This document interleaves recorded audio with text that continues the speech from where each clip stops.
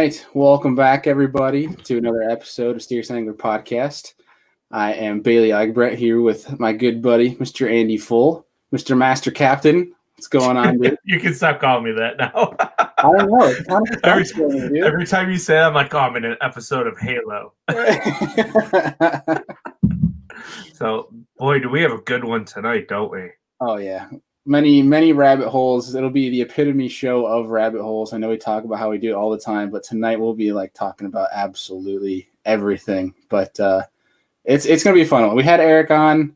I had Eric on episode, I think it was 42. We were just talking about it offline a long time ago. So it's good to catch up with him. I know he had a successful tournament season. And obviously, like I mentioned on the Instagram post, if you have it tied on, 99% chance he knows exactly what it is, size, shape, origin, where it's from, manufacturing. He knows absolutely everything. I see him chuckling down there in the queue, but he knows I'm right. I think he's just impressed how I sniped out the hooks right behind him from like 10 feet away. The guy with the glasses and the prescription can see better than the guys without.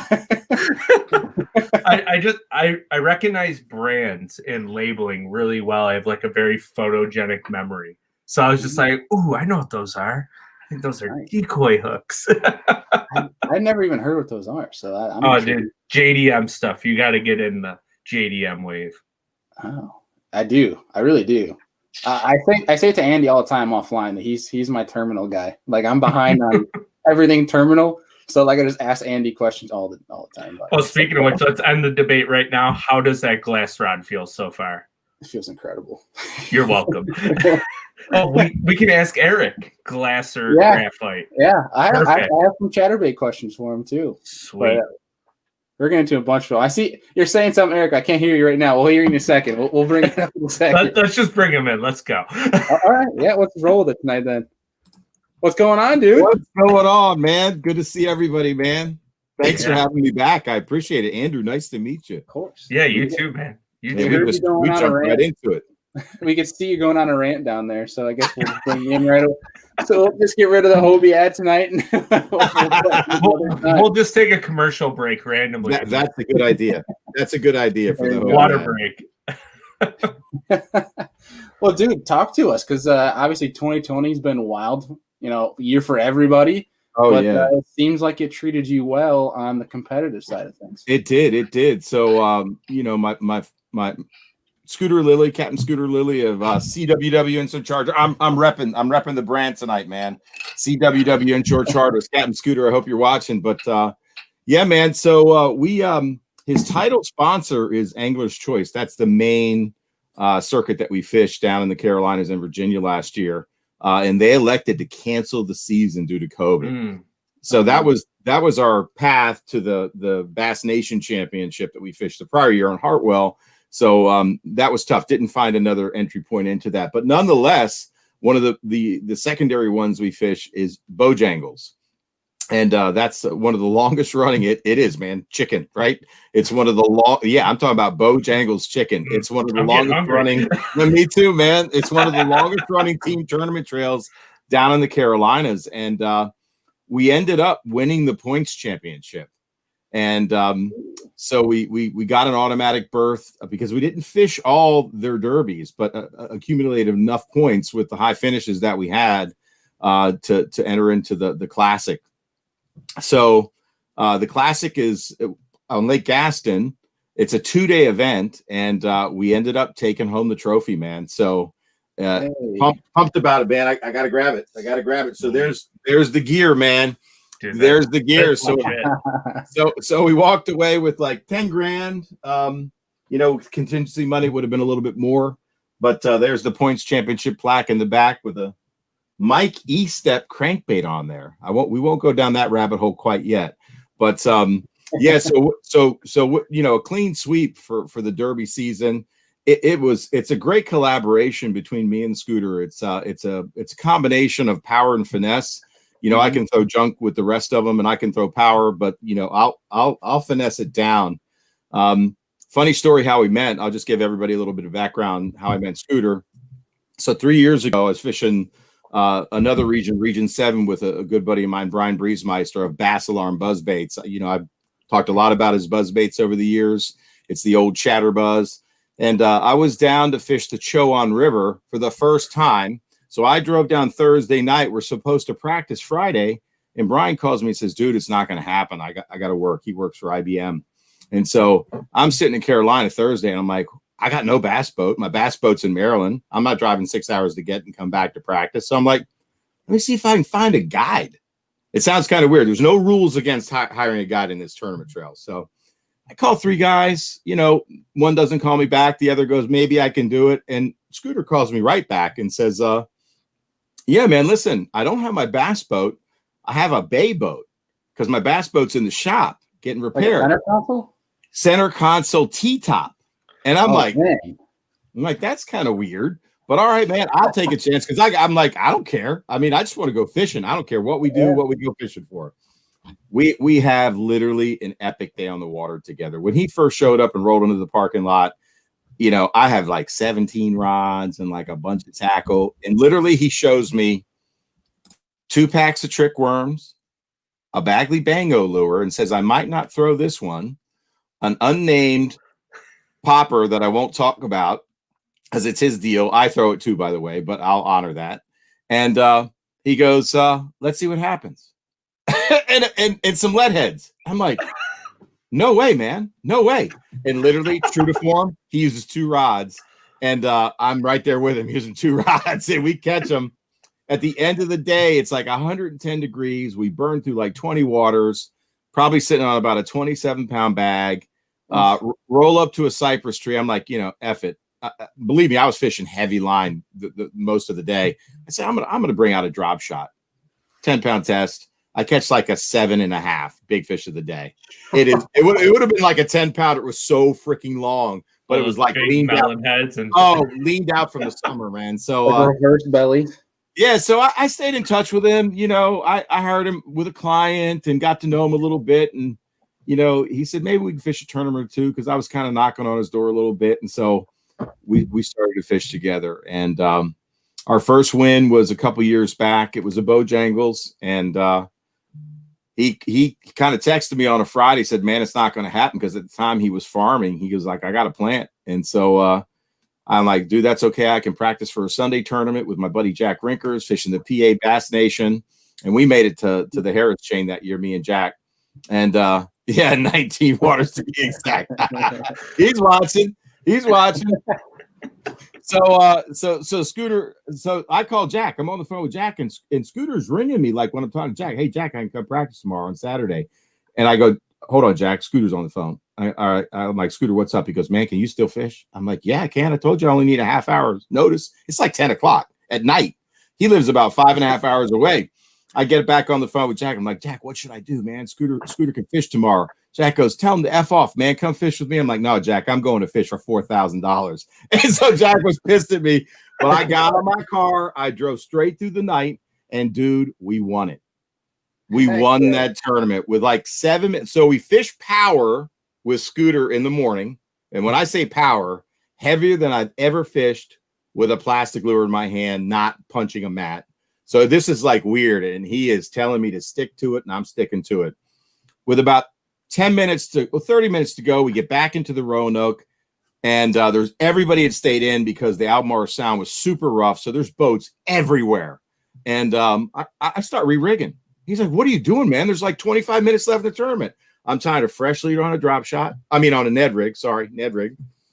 Taking my time. I missed fishing the first spot. Takes me to the second spot. We go to a third spot. He goes, this has been hit 30 times.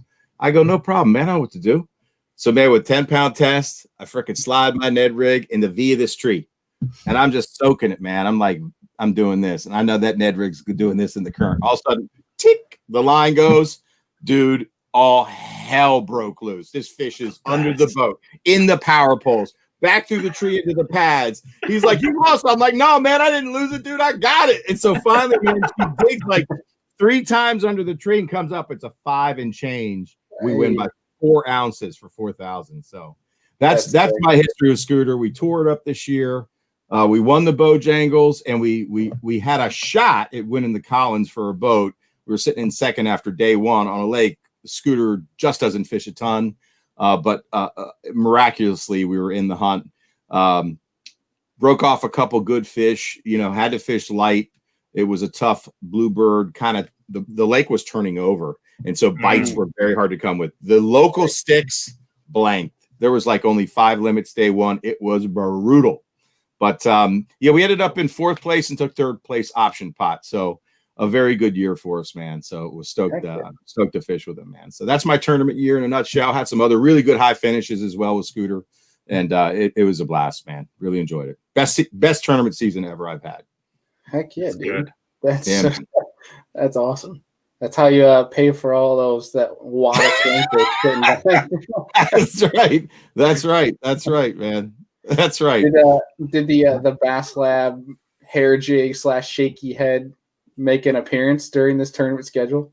No, man. This is an original creation this winter, man. So just sitting around thinking about what can I make, and so that's I've come up with that little OG shaky jig worm, man. Tying it with some round rubber, a little bit of crystal flash in there, a little bit of hackle on the front, and splayed out like a spider jig. But no, this has put some big fish for me in the boat. Last 3 trips out of 4, this had the big bite. So in different colors, like I'll tie it in a black blue, tied up this little crazy, which I call fire crawl, man.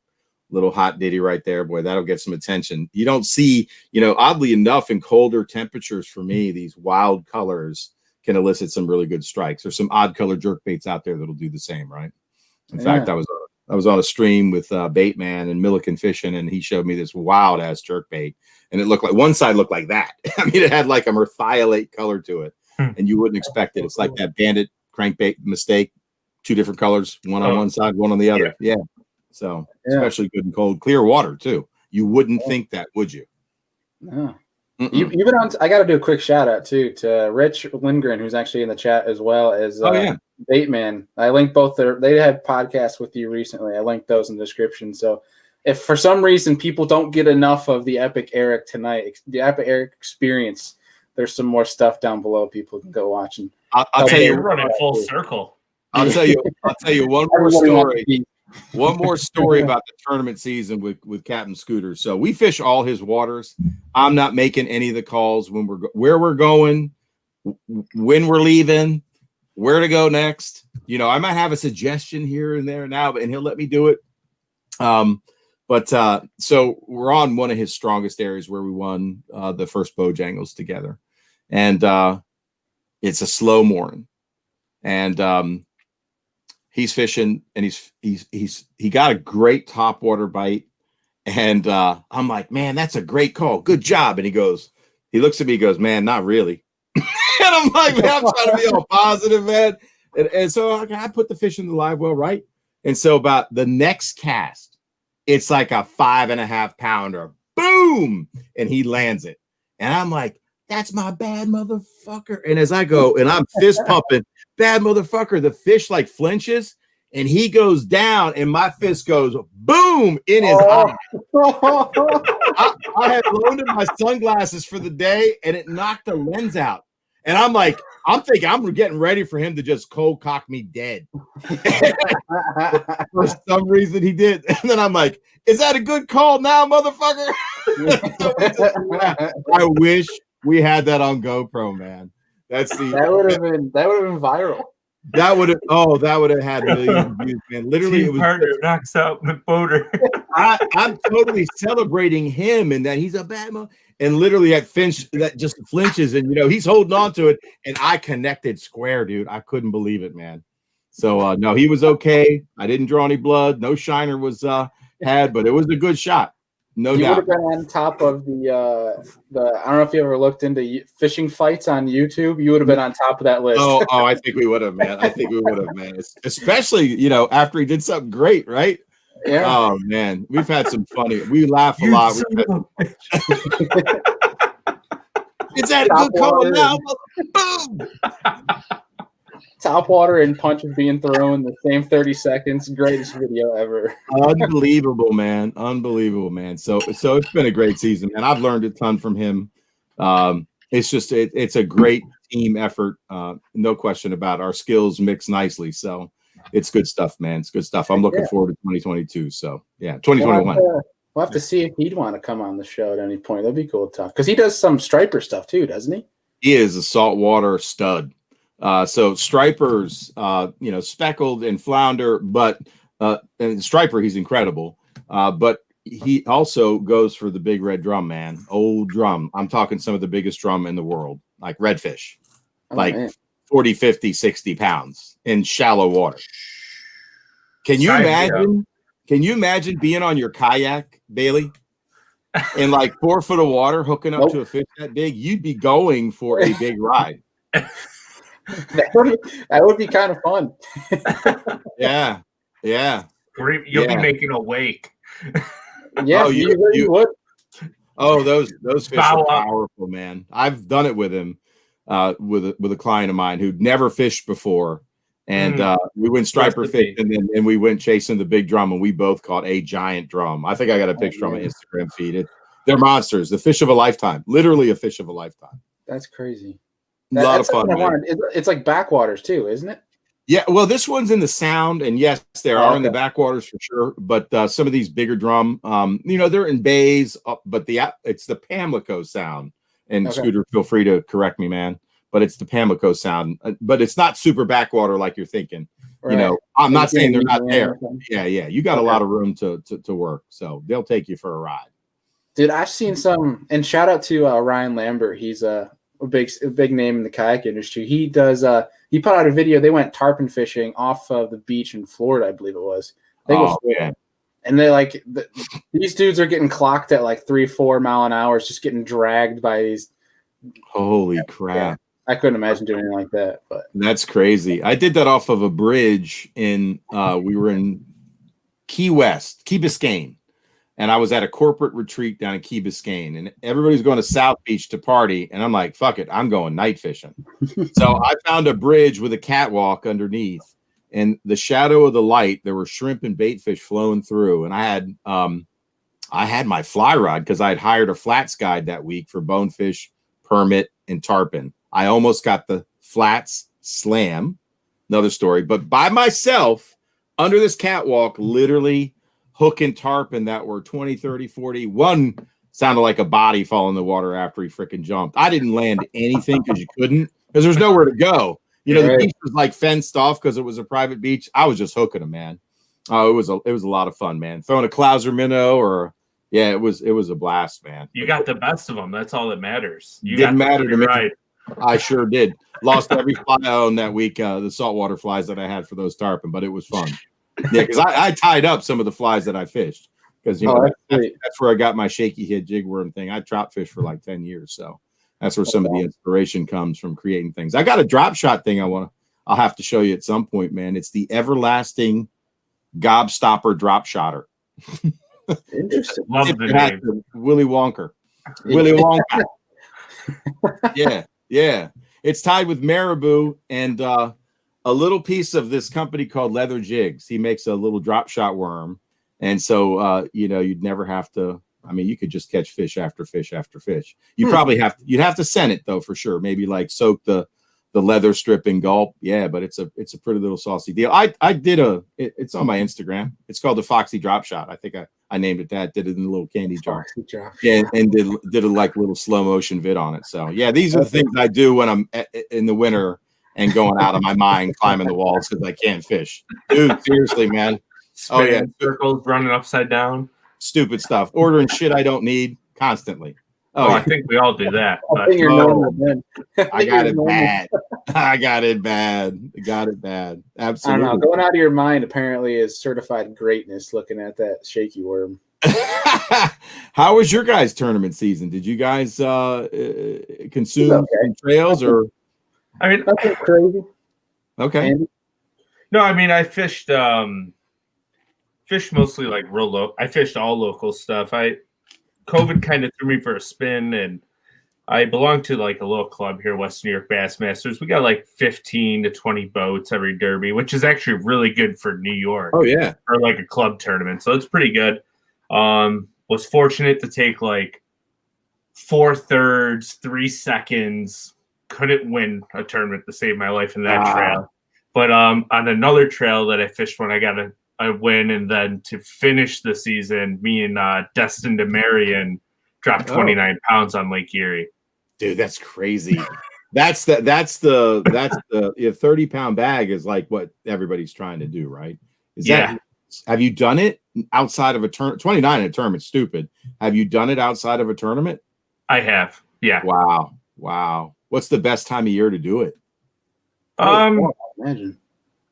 There's a short period in the spring that you can do it, but in the fall is definitely the time to do it, in my opinion. Really? Because in the fall they're feeding up. And what people don't realize in the fall is the fish are developing their eggs, especially those deep spawning smallmouth. So when you get those real fat ones, they actually have their eggs are ready for the spring. Okay. So that's when they're at their plumpest, most gorgy selves. Man, so 29-pound bag or a 30-pound bag in the tournament, was that a drop shot driven kind of bite for you guys, or what, were you on some other pattern? All of our fish came on a drop shot, but one was on a blade. How about that? You're talking about a blade, like a vibrating, like a Binsky kind of deal. Exactly. It was a Binsky. No, you love the half ounce dude. Binsky or 3/4? Love the Binsky, half ounce. Do you change out the hooks? Advice here on blade bait fishing. I had the most epic carp battle of my life. I put it on my story. I think I should put it on my post. It was unbelievable. About a 30-pounder. Anyway, I snagged him. So go ahead. Tell me about your Binsky hook. Do you change them? Yes and no. I think the stock ones are good, but after you catch 30, 40, 50 fish on them, I do find them they tend to flex a little bit. So at that point, then I'll switch them to some ST36s. Oh wow. Nice, man. And drop shot. I don't want to ask you any secret drop shot baits, but I'll see. You're secret, man. It got exposed. You're a brand guy. I'll show you a little bit of this one. I know you saw what this is, but I won't show you the bait. You could see the title. Oh yeah. You know it's a little blurred out, but yeah. Yeah, man. Did you ever fish it, and did you like it? It's got a little mincy hook on it, man. I actually have never tried it. Yeah, I got a white one back here too. I had to bring this out for my smallmouth guys tonight. So I only got them in the package because I saw them and I'm like, man, what a cool. I've got a green pumpkin too. Damn, that looks good. So a cool thing about my area is we have some creeks that dump into Lake Erie that are loaded with steelhead too. So Lake Burn rainbow trout. But in the springtime, the smallies will run up there and spawn. And I'll go in there with like little jigs like that and just pound the piss out of them. They'll all be like 3 to 4.5 pounds. What a blast on light tackle. That's got to be fun, man. It is. So are you a max scent guy? No, that's what we caught him on. So. If you're from the north, everyone's a max scent guy now. Everyone. Dude. So I threw the max scent in some of my tournaments with Scooter, the General. And it was ridiculous, the bite ratio on the General compared to normal plastic. So I'm figuring for big heads. So I had bought a couple packs of like the minnow because I couldn't find the flatworm. And I found them oddly enough on sale. And I found one that looked like a sandy color, looked like a goby to me, the little creamy white.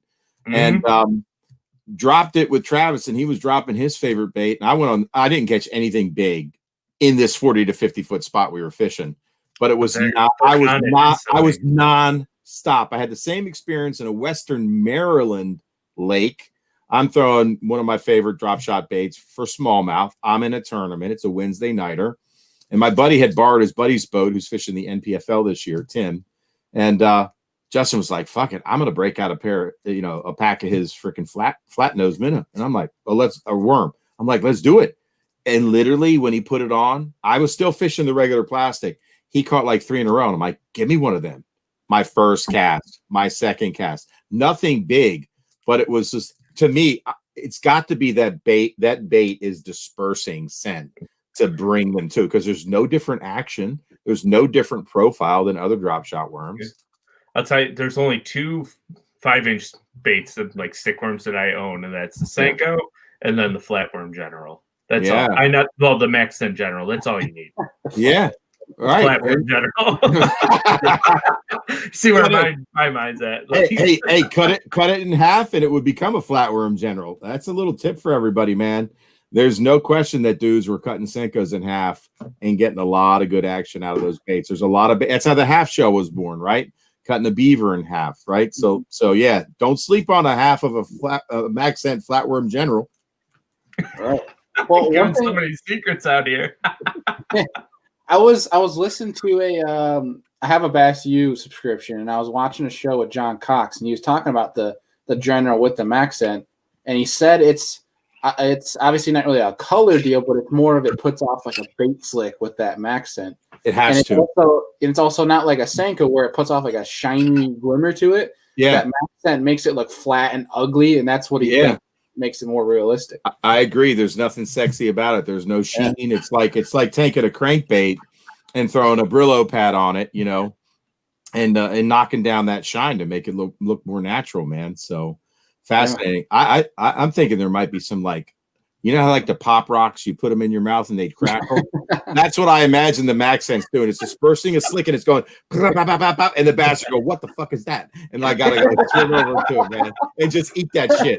It's like, oh man, I smell it, I hear it, I feel it. I feel it in my sides, man. I got to go get it. It's just that freaking crazy. Like, I have 3 senses when I look at baits, right? I want to look at it, I want to feel it, and I smell it just to see what's going on. And the first time I picked up the max, and I was like, what the fuck is this thing? Yeah, like, it's so funny. Yeah. It's so crazy, awful. I was like, good gosh. So crazy, man. I remember my first time I actually Nico rigged one, and my first cast, I caught like a 4.5 on it. And I was like, sold. I went and bought like 9 more packs. Isn't that nuts, man? Packs, yeah. I mean, there's a case to frickin' Ed rig with that too. Cut 1 in half and see what happens. You know, you don't have the buoyancy like you would, but if it's truly more scent driven than anything, who frickin' cares? Yeah, doesn't matter at that point. You know? It's not like a goby sits like that on the bottom, right? No, they're flat. You know, they are flat because they don't really have an air bladder in them, so they have one option to lay flat. They can't really go up and down. Wow. Unless they're getting sucked into a small mouse. Exactly. Exactly. Wow. Very cool. Very cool. It was a really good year, though, for at least for us up north. It was, I mean, we had obviously increased pressure like everybody else, but I think overall it was a pretty good year fishing wise. No, yeah, it was a good season up north for numbers and size. Yeah. Yeah, I think so. I mean, obviously, like every end of August, early September, it was absolutely horrible, but I mean, it's beyond those 2-3 weeks. It's pretty good fishing up here. We're pretty spoiled, right? But, yeah, it was some good finishes, some good events, but obviously just overall fish catching wise, though, it was a really good year up here. Nice, man, nice. Yeah, I did some fun fishing trips and had some really, really great outings, man. Yeah, I love it because tournament time, you're gearing up the night before. You're pouring your body into it. You're coming home after the Derby, but just going out where there's just like no pressure and you could just chill and think, and kind of expand, right? Because, in a tournament situation, you're kind of going to your go-to things. So it's nice to get out and just experiment when there's nothing on the line. You can break some lures out of your box that, you've been wanting to try. I always take a little test box out, and that's when I start doing things like that. So heck yeah. Yeah, I was spoiled with COVID. I mean, obviously, Andy and I always joke about this. It's a thank you but hate you COVID type of year where it's like we got the time to go out and fish, and I spent a ridiculous amount of time this year, maybe too much time this year on the water than I should. But it was. I think he spent 4 weeks straight on the prime prestige Finger Lake at this point. Oh wow! He's visited every couple of years. Like as soon as ice was out, he was there for like. Ever, I feel like. Man, those are beautiful. Really picked up. That's probably beautiful lakes up there. Yeah. But totally random question because Andy, who are we talking about this with? I'm trying to remember. We were talking about is a stealth blade even worth picking up with the whole clear blade? I take it you're not a believer as well. Well, so years ago, there was a clear bladed chatterbait that I fished prior to the stealth coming out. And, I probably didn't give it its due, but I tied up, if I have it here, I thought I did. Might be one of those shady ones, like a depth. Yeah. No, it's a Norries. That was my second guess. Yeah, it's a Norries. And so I took a Zonker strip it took the skirt completely off, and then wrapped the zonker strip up the shank, and then put a zonker strip on the back like a Magnum. And that thing had to like the action. I did a little video on it on my Insta. I did fish it in New York, and I don't think I was dialed into how they wanted it. I cut it down because I made it long because I was going to throw it for largemouth. I've done the same with regular chatterbaits. I'm just taking the complete skirt off, and it's just a fur and feather deal. And the action on some of those baits, I mean, there's nothing like marabou in the water. Nothing. There's no fiber like it. There's nothing like rabbit or zonker or crosscut. You know, it's ridiculous. And you put it on a chatterbait, and literally it comes alive. So I liked. I wasn't in love with the first clear one I fished, and I bought a stealth blade, and I'm like, I don't like it. There's another finesse chatterbait. It's a bladed one, a metal blade, and I didn't feel like it defeats the whole purpose. You know what I mean? I think it defeats the whole purpose. Chatterbait is a vibrating jig. So what? I'm going to catch him because it doesn't have flash? Just use a black blade, right? It's not doing what I think it needs to do, and it doesn't have the kind of action that I want. And so maybe I haven't given enough of a chance. Like if I'm sitting on the flats, on the Susquehanna Flats, and there's a 40 boat field within sight of each other, it might be a player, right? So, you know, after the fish have gotten the shit kicked out of them, it gives them a little more subtle. So I haven't had enough time with it to say, but it runs counter to what my brain is thinking when I'm fishing a vibrating bait. It'd be like a little tight rattle trap. Are they going to eat that more than or less than? You know, I mean, the hardest thumping, you know, rattle trap ever made in my book was the man's pogo shad, right? This thing is crazy wide wobbling, and this does get bites when other tighter lipless vibrations won't, right? So it's, you know, depth, speed, vibration, you know, profile, all those things matter. So that's what's going through my head. So I did buy a couple. I threw them. I probably didn't give it stew. So let's see if somebody wins on it. True. I feel like they would have already. Me too. Because you can't hide anything anymore on live, right? No. I mean, nobody won with one. You know? Did anybody even throw one? An 8-pounder, and that's about it. Yeah. I mean, to me, it's kind of like it's like a scrounger. You know what I mean? If I'm looking for something finesse, I'd probably throw a scrounger over that. You know? The scrounger is going to have more thump. Yeah, true.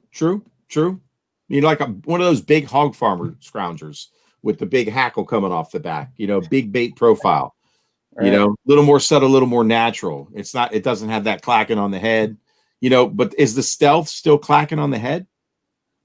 I've never thrown one, which is why I'm curious. To me, I mean, I think the blade on the Nori's clacked on the head. So to me, it's like, you're just not getting the flash. But then again, I mean, I think that's what the black blade's for, right? Or a painted blade. Yeah, sure. Exactly. Anyway, there are stickers for them now too, which is I'm super curious about. I've been looking around trying to find where I can get stickers. Yeah, Lucky Craft used to make the best sticker ever, man. Really? But go to Lure Parts online. They have chatterbait blade stickers. You can cut them to shape and size. Yeah, they've got green, they've got red. You can paint it too. If you want to get really crazy, you can break out some Sally Hansen nail polish and just throw it on the blade, hit it with a hairdryer. It's not going to last. The sticker's going to last way longer. Right. But yeah. You can put the Sally Hansen on there, then hit it with the hairdryer, then clear it with a little bit of hardener. Absolutely. Sally Hansen hard as nails, man. I know all about it. Oh yeah. I paint shit in the winter in the basement for sure. Yeah. All the time. I can't not do it. We're getting a lot of different crankbait questions in. I'm looking back through all the other old comments before I start feeding you a bunch of viewer questions. Sure. One thing I'm really curious about, because everyone knows you as the crankbait king. Yep. And one thing in my mind, and I've watched different. Actually, I've back you pulled up with a Mark Menendez episode because I'm curious because I'm trying to get the grasp on it when to divert to a flat-sided versus a regular or a fat crankbait. Yeah. When is that biggest time you need to know you need to switch? Yeah. I think like in the low 50s to under 50, I think I'd probably throw a flat side. Not to say that they won't eat a 1.5 round bait that's got a harder thump. And I think that's a little bit of a it's a myth that they'll only eat a flat side when it's cold. Not true, man. They'll eat a flat side all year long if you keep it in your hand, right? Yeah. Absolutely. So for ultra cold water, if you're not throwing, a number 6 or a number 5 shad wrap, you're missing the boat. And you can upsize the hooks to make it suspend. You can add golf tape. Get yourself some golf lead tape. If I can get that Lucky Craft off this thing. Because the suspend strips don't stick for some reason, man. The glue is not good. But the lead tape, the strip tape right here, I've opened the pack and used a little bit. But you can put it on the throat. The other thing that I do, because I am a fly tire and I like to tail weight any flat side that I throw generally, right? Because they tend to want to tumble. Like this is a tumbly bait. It's potato chippy, right? It's gonna sing a little bit on you. But I'll throw a couple wraps of lead fly tying wire around the back. You know what I mean? You put I can show you how to do it, but it's pretty easy. You can figure it out. But that'll tail weight the bait and it'll cast. You can really get it going far. But number 6 or number 5 in cold water, and arguably that's probably one of the best colors ever made. If they're keyed in on crawfish or any type of their shad colors, it's really hard to beat, man. In ultra cold water, I think it's one of the best ever made. Heck yeah.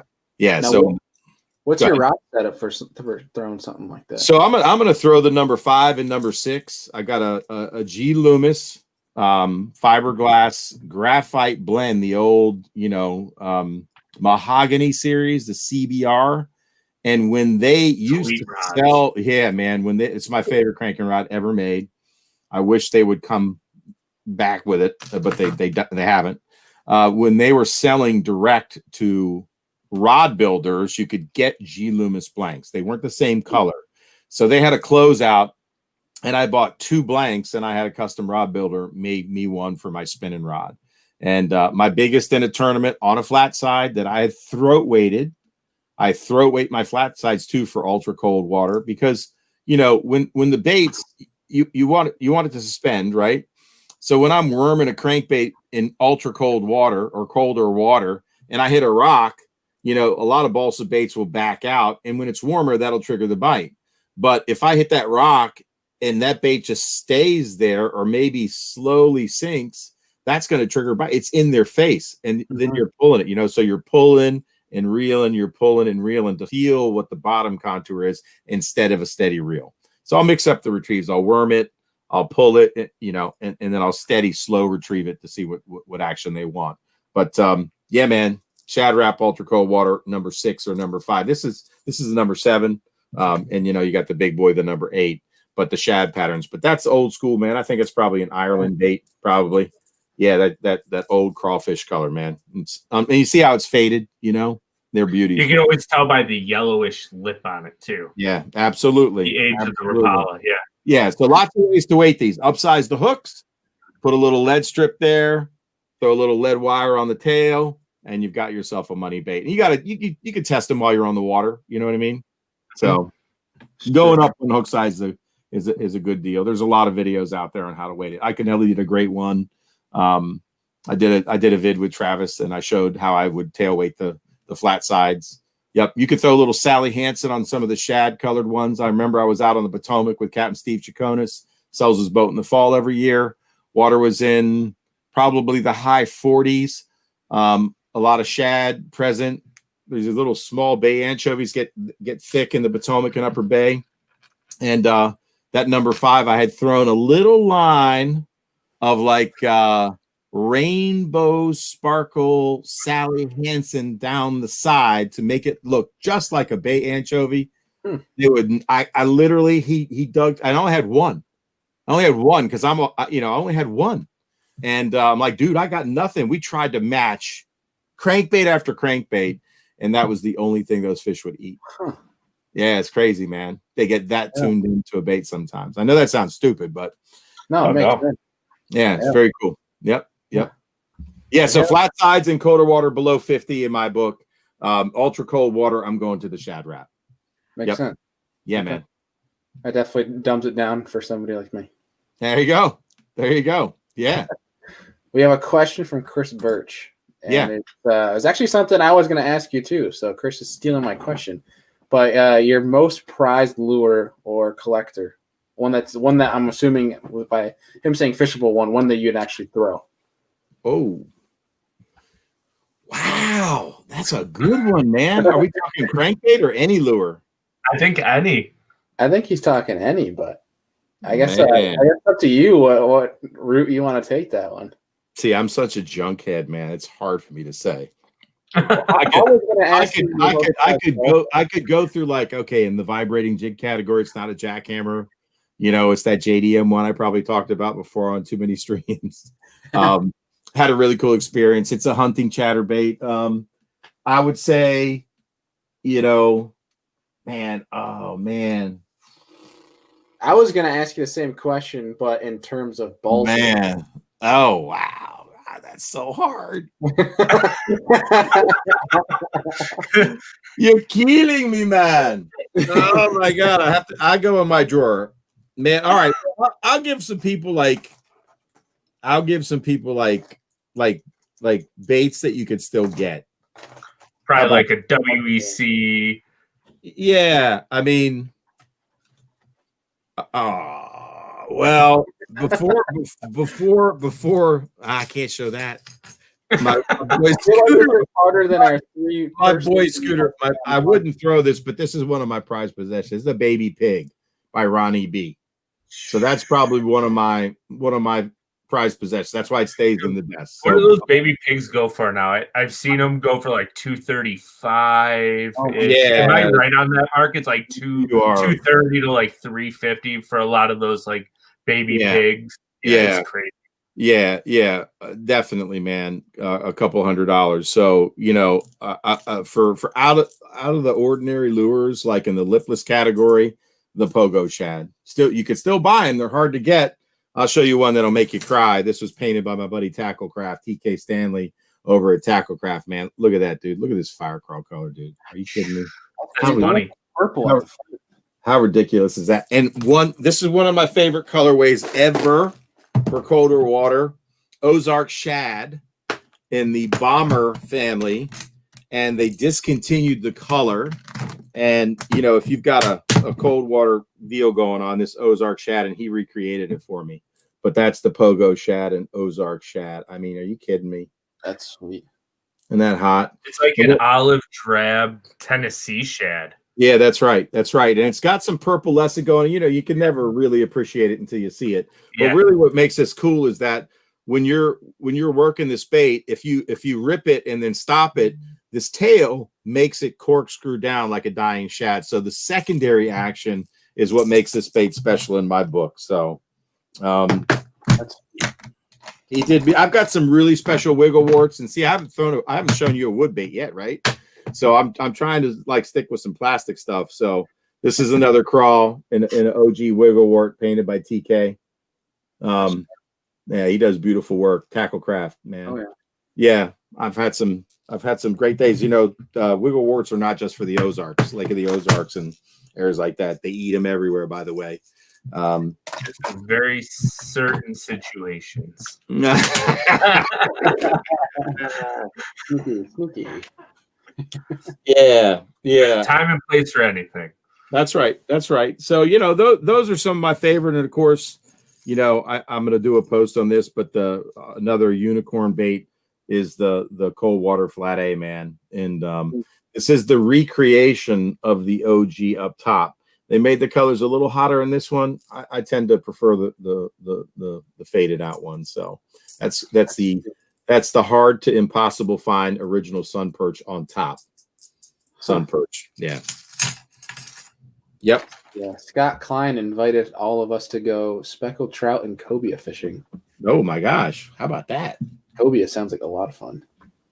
Yeah, in the balsa category, man, I'm a big fan of a lot of makers, on my mind right now, because I'm working with them on a bait collaboration, is Marty Burns, the Big M, and me and the Big M and TK Stanley at Tacklecraft are going to be bringing a very unique bait to market, hopefully. And it's going to be for cover cranking. So this is a I can't show the bait, but you can see the Epic E on there, right?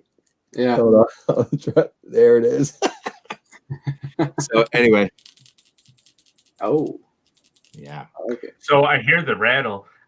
Have you seen like the Edder's balsa cranks? I have. Jimmy Edders is a great bait maker. Yeah.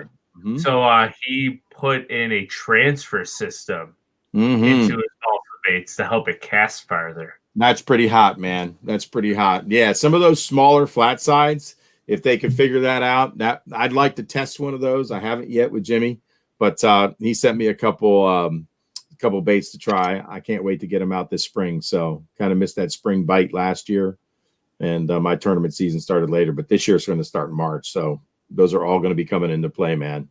Looking forward to it. Yeah. I had a friend that asked me to ask you tonight what your favorite balsa builder would be. Like if you had to pick a couple of your favorites. So a couple comments on that, right? So there are guys that hand make and hand carve baits, right?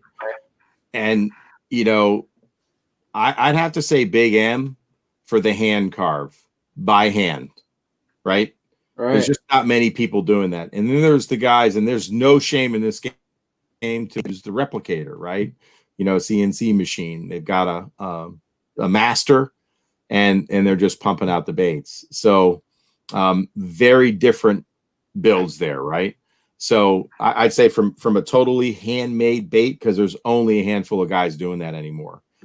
It'd be Big M. Zoom in the replicator game, Ed Chambers, God rest his soul, would have been one of my top, right? Heck yeah. Yeah. Yes, sir. Let's see. Yes, sir. Brendan Andrews asked if you're going to pick up some of the new Uncle Josh's pork.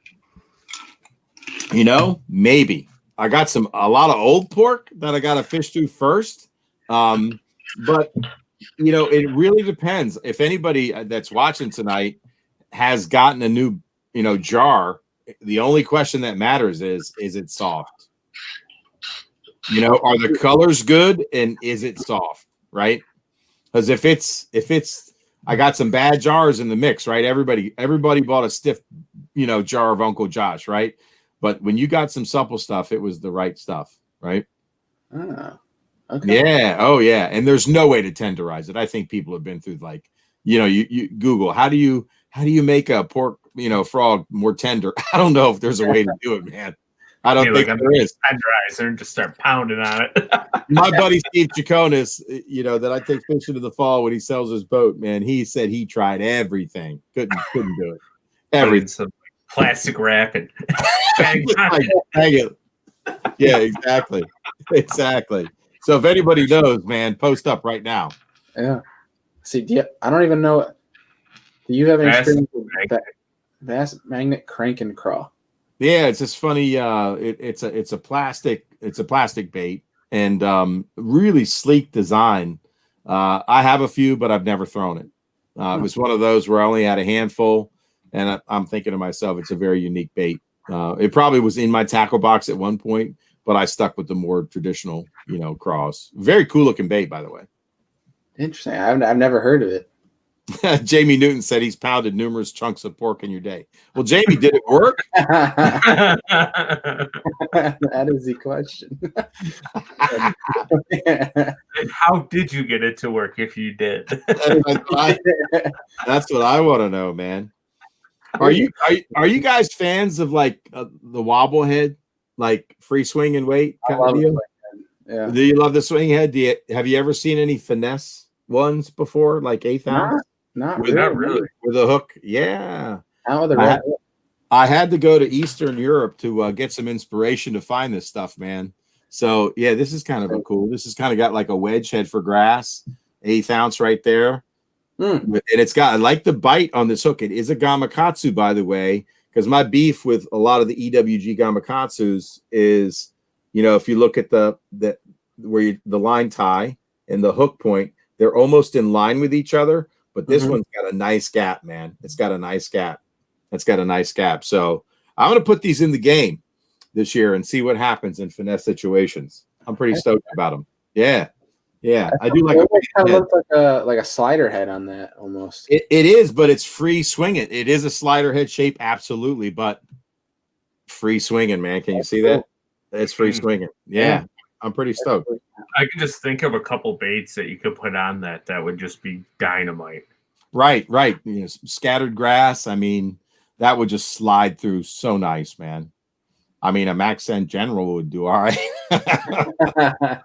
It's true.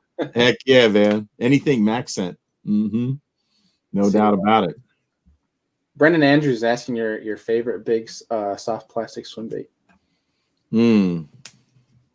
Man, are we talking open hook or are we talking weedless? I think he just left it general, so whatever your favorite to go to is. I'd say the Mag Draft Freestyle. Yeah. It doesn't really get much better than that. For number of bites, yeah. Yeah. Yep.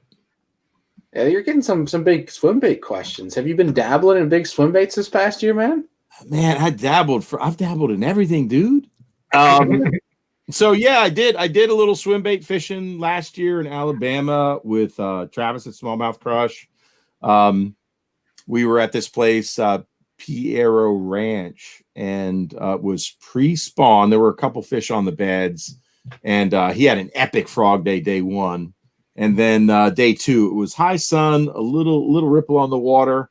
I saw some cruisers, a lot of buck bass had moved up, and I put on my Gancraft, 230 Magnum, joint and claw, slow sinking, in chartreuse shad. It's reservoir shad, big bait Bailey, special color, and man, it was. I tossed it and led a couple of fish that were cruising, and literally turned every single one of them. It's almost like they'd never seen a big bait before in this, and might not have. I don't know.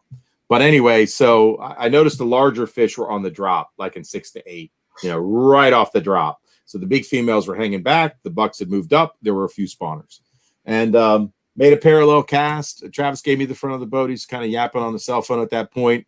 And, I was just doing a regular steady retrieve. She's gliding nice, man. I can kind of see it. And then I did a couple hitches real quick and made it zip. And literally right after I made it zip the pause, I saw the big flash and boom, I could feel it. I sweep set and it was like a 6-pounder. So that's the first big bait fish I caught on camera. That was a cool experience. Yeah. That's sweet. Yeah. It was down at the Big Bass Tour events with Austin Neary from Dreamcatchers Fishing. He's a kid that grew up the street from me. He was a college fisherman. Actually started out as a baseball scholarship kid down in Western Carolina. Got hurt both his freshman and sophomore year. They yanked his scholarship. So, yeah, man, he got into the big baits, and so we did the Smith Mountain one, and that's who turned me on to the Gancraft, man. Right. Oh, Pat Renwick's on from Straight Cast. That's too funny. I did, man. What goes down on the Bass Lab down here, bro. All sorts of craziness. He goes mad in the off season. Oh, for sure. It's like lure heaven behind Eric's shoulders there. Oh man, it's so much juiciness. The thing driving people crazy if your camera was like the blur background camera. Yeah. So I've had fun fishing a rat. I fished some big rats with Austin and another Big Bass Tour event on Norman. And then a buddy of mine who was one of my first tournament partners, I go, and he's out of work right now. He's a great woodworker. And he's moved to South Carolina near Myrtle Beach. He's setting up his wood shop. And I gave him like 4 of my favorite rats, including the Nazuma rat, a couple custom rats. And I gave him elements of what I wanted in a rat.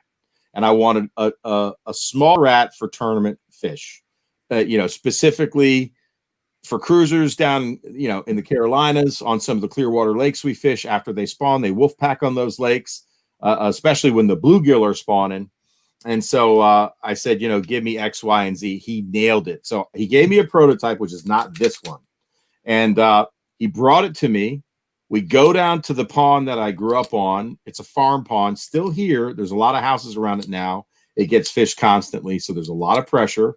The biggest fish, maybe this pond's under an acre. Biggest fish might be 5 or 6 pounds, and I've seen them. eat bluegill before, and I've caught them. I don't know if it's the same fish, but anyway, take it down, doing a swim test, and I had it coming by this little house of milfoil. 3 little stalks of milfoil are in this pond, and other grass too.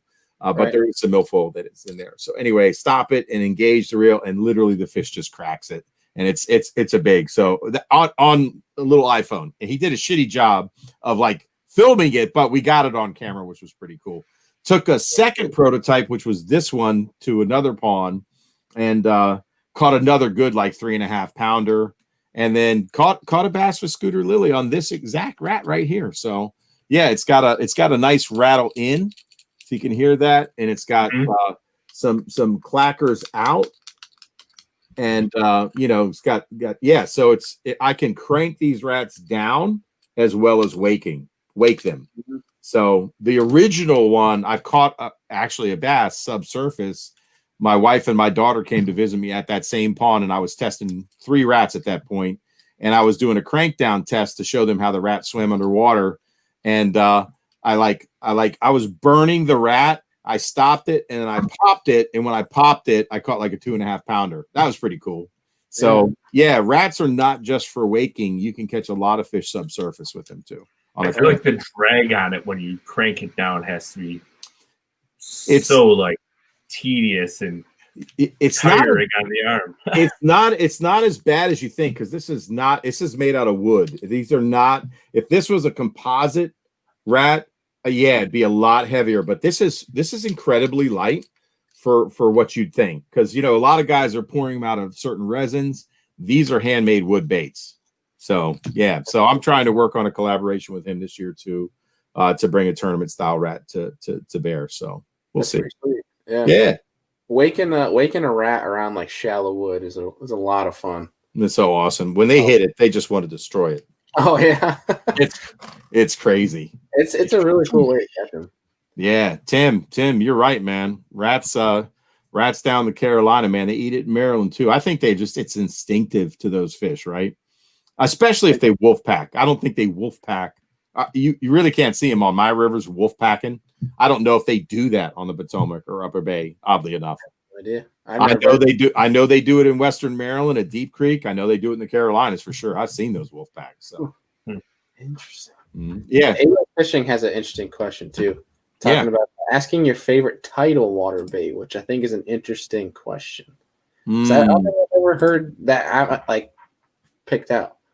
You know what I mean? Well, because it's a grass fishery, I mean, certainly the chatterbait has just been dominating everywhere. Right. So you'd have to throw the chatterbait in there at the right time of the year. There's some super specialized shallow water crankbaits that if you don't have in your box, I mean, I think you're missing out. A -1, a man's baby -1, and the original one. And I was going to say probably the old school ones from like late 90s, early 2000s. Well, this is a story about one of the baits that they wrecked. I mean, there are many manufacturers that'll do things to a very popular bait. They'll change manufacturers. They'll change and the manufacturer. They'll change the plastic. This particular bait got sent to China, and it became bigger. And again, story with Captain Steve. He's like, man, I can't get my -1s to swim right because he's sponsored by Mans and he gets baits every year. And I'm like, dude, take them out of your box. So we're comparing OG to the new. And I'm like, dude, it's a different bait. The lip was bigger. The body was bigger. So you didn't have that hard thumping, wobbling action, So on the back or on the sides, this is how you tell a baby -1. It'll say baby -1 on the side here, and then it'll be stamped Mans on the other side of the tail. So that's an OG. It's just got the plastic's a little denser in some of the older baits. There's a lot of new great baits out, man. So who knows with the new hybrid hunter? I mean, Todd Castledine's been pumping that thing nonstop. Six Senses got their version of it out. Is it the same bait? Is it a different bait? Apparently, Strike King bought the rights or the molds to the manufacturer for the old hybrid hunter, Strike Pro. But it seems like it makes sense to me. So I fish grass. I'm going to have some hybrid hunters in the boat. I will report back. I mean, a trap. Holy shit. If you're not throwing a trap in the spring, chatterbait trap. I think the spinner bait for sure, man. People forget about it. but it's still a player. And then, you go through all the topwaters, crankbaits. I mean, God, my favorite lure. Dang, that's hard, man. I mean, if you're hanging around grass, you want to catch a fish, throw a back scent general. Especially if you're in the back of the boat. You want to get your limit, drag that around for sure. There you go. Yeah, absolutely. I'm Pat, just curious real fast. Oh, sorry, go ahead. You can do Pat's comment first. Pat commented, where the F is my RC 3.5? I hate to throw. I mean, you don't want me to show everybody your secrets, do you? Yeah, man. I don't. Well, yeah, bigger. I'm just going to leave it at this. Bigger baits, in my experience, get bigger bites. Bigger baits get bigger bites. Go ahead, Andy. Yeah. So I'm a big fan of the BDS series. I'm a big fan of the bigger RC series. 1.5s for numbers and bites. Bigger baits catch bigger fish, generally. Yeah. 1 + 1 is 2. I mean, another lure you can go with too here in instances the jerkbait world in the original Smithwick suspending rattling rogues compared to the new ones. Oh my gosh, right? I mean, the old KVD signature series, Mark Menendez signature series, that KVD signature series suspending rogue, I caught my only double in a tournament on the Potomac with nobody around to see it. I'm like, is anybody watching this? I'd hooked up the first fish. I was in a creek, and it had literally a power line, concrete metal wall structure so it could cross the creek. And if anybody's listening that fishes the Potomac, you probably know where I was at this point. Anyway, so, there's a little ditch where they dug it out to make this post for this power line. And man, I could actually see it happen because in this creek, it's super clear water. Anyway, boom, the first fish hits it and the other one's trying to eat it out of its mouth. And you just don't see that on my rivers because you generally don't have the clarity to watch that happen. And I saw it all go down. They weren't huge, but they were like 2.5. So it was kind of cool, man. So yeah, awesome. That was nice. That was fun. Yeah, I love that bait. Something about them, man. Was it the bill? Was it the plastic? Was it the way it was manufactured? But why do they have to ruin shit all the time? One of the biggest things that I noticed that kind of, I think, destroyed the action on it is if you ever take one of the new ones out of the pack, you'll see that the I can't even think what they're called, like the hangers in the bottom that you connect your swivels to in the hooks. Yeah, they'll almost be twisted. Yep, they're all over the place. I'm like, oh, the quality control is terrible. You can't even tune that. If nothing's straight in the line, you can't tune it. Very true. And Jamie Newton, no, it wasn't Quantico, but good guess. Think farther north. He's a buddy of mine, so I don't mind telling him. Yeah, man. I mean, I had this debate with other people. Look, the new Lucky Craft 1.5s absolutely catch them. It just feels different to me. I know some of the things that have changed. It's less paint on the body. Lead ball versus tungsten. The quality control when they were made in Japan just was second to none. They were perfect. They were perfection. And so generally you're going to get a better running bait. But that's maybe why they cost that much. I don't know if it ever cost that much, but you get the concept. $6.99 to $19.99. Is it the same bait? Maybe. It doesn't feel the same to me, but they definitely catch them. I mean, talk shit. Didn't he win on a new one, right? The TKO, right? Yep. Now, how many old Vixens do you have? Reaction Innovation. I was just looking at one today. I got a couple. I think this is one in the pack. I don't know, man. Maybe I just got the pack and stuck one in. I think we're just going into like big costing bait money right now. There it is. Boom. Baby bass. What would that go for? Oh, I'm not even sure. I know the average price on eBay is like 100 to 130, I think, last time I checked. Crazy. This you guys will like this. For all the Lucky Craft fans, I can't believe I hung on to this, man. Normally, I would have taken this out of the box and broke right into him. This is the Rick Clunn Signature Series special kit with special run colors, man. That's awesome. That's Pro Shops. Intact. You got the 1.5. You got one that's a deep rattle sound. You got a 2.5. and you got the 1.5 deep diver, the 3.5. There you go, Patrick. That's for you, man, if you're still watching. And special run colors, and you got one of those crazy little wakers. Yeah, pretty cool, huh? Damn. I can't believe I didn't open it. Why wouldn't I open this? Normally, you just knew. I know I didn't know, man. No, who knew? Because if we knew, we would have loaded up. Although I did when they went on sale. I bought every one they had at Bass Pro Shops. Literally went in and just started grabbing them racks. Because I think at that point I figured out it was a badass freaking crankbait. Yeah, I still got a ton in the box and back in the depths. Yeah, Chris Birch has a question here for us, Andy. He mentioned the bigger bait, bigger fish, and he was asking us if he thinks that applies up north for smallmouth.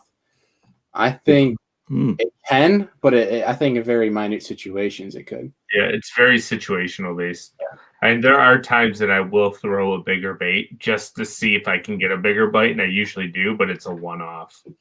So here's the question for you. You know, like, who was it that won on one of the northern bodies? Can't remember if it was an elite, but drop shotting a fluke instead of a smaller drop shot bait for the St. Clair. They do that a ton. Go Widler, yeah.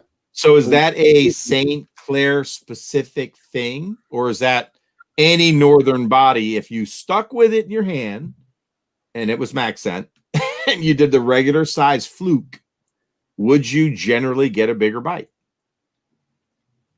I think you could. I don't know. For me, when it comes, I guess at least when it comes to smallmouth, for me, if I'm gonna upsize, it's more of I got a solid bag going. I want to, take every possible chance of catching a squeaker and try to like minimize that. So I'm gonna go to a bigger bait to try to get one last big bite that's really gonna solidify the bag. But I don't know, Andy. What do you think, man? Master Captain on Lake Erie. It's situational. So in Lake Erie alone, right? We have smelt. We have in my part of Lake Erie that I know of, we have smelt. We have perch. We have emerald shiners. We have gizzard shed and alewives. Oh wow! So whatever is in, I think I, without giving out too much information here.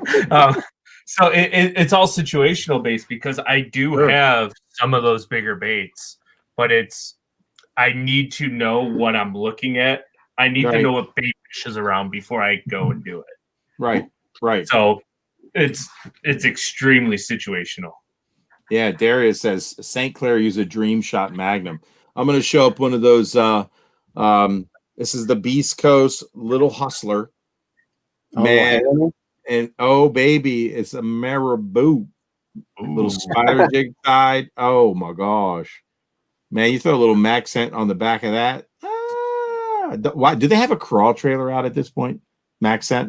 I think all they have is a creature hog. Oh yeah, the old creature hog. So I took a creature hog max scent. And have you ever heard of this bait, Andrew? It seems like you know a little bit about JDM, so I'll ask you. Oh, he does. It's the Garage Craft Shaky Chatter. I'll go get one for you because I hooked an absolute giant with Travis on day one, and I've never been this cold in my entire life. Actually, I don't know much about that one. On Ontario. Let me go get one. And then on day two, up on the St. Lawrence, I caught the big fish of the trip on that Shaky Chatter. I was pumping it. I was slow rolling it, but I talked to Will at Gajo Baits, who was on the boat with us, and I'm like, dude, I got to dial into this bait. I know it's going to get a big bite. And he goes, dude, try dragging it and stopping it. Drag it and stop it. Drag it and stop it. And when I did that, it didn't take long. It was like, pow! Let me go get the bait. Because I took a max scent, the hog. What is it? Because they made it a regular Berkeley power bait. I used to fish that all the time, creature hog. And I cut off some of the tentacles and cut it like, I don't know, maybe a third of the way down. And 2 big bites in 2 days. Literally, it was crazy. Let me go get it because I want to show you this. I think you'd like it. Garage Craft. That's interesting. I've never even heard of that. Dude, they make some ridiculous stuff in Japan. My thing is like, how do people keep up with this? Like, how do you know information? Is it something you're just browsing the JDM section of Tackle Warehouse every single day? No, I actually do none of my JDM shopping on Tackle Warehouse. zero of it. Neither do I. No, I don't, because Look, their selection is about this big. Yeah, no, dude. You know, here's the thing, man. It's like, what am I gonna do in the winter when there's nothing to do? So I spend my time researching and reading articles, trying to pay attention, have an idea, looking for something. So this is the package. I'm gonna take it out of the pack for you, because I want to be throwing it again. Shaky Chatter Garage Craft. So let me show you the bait.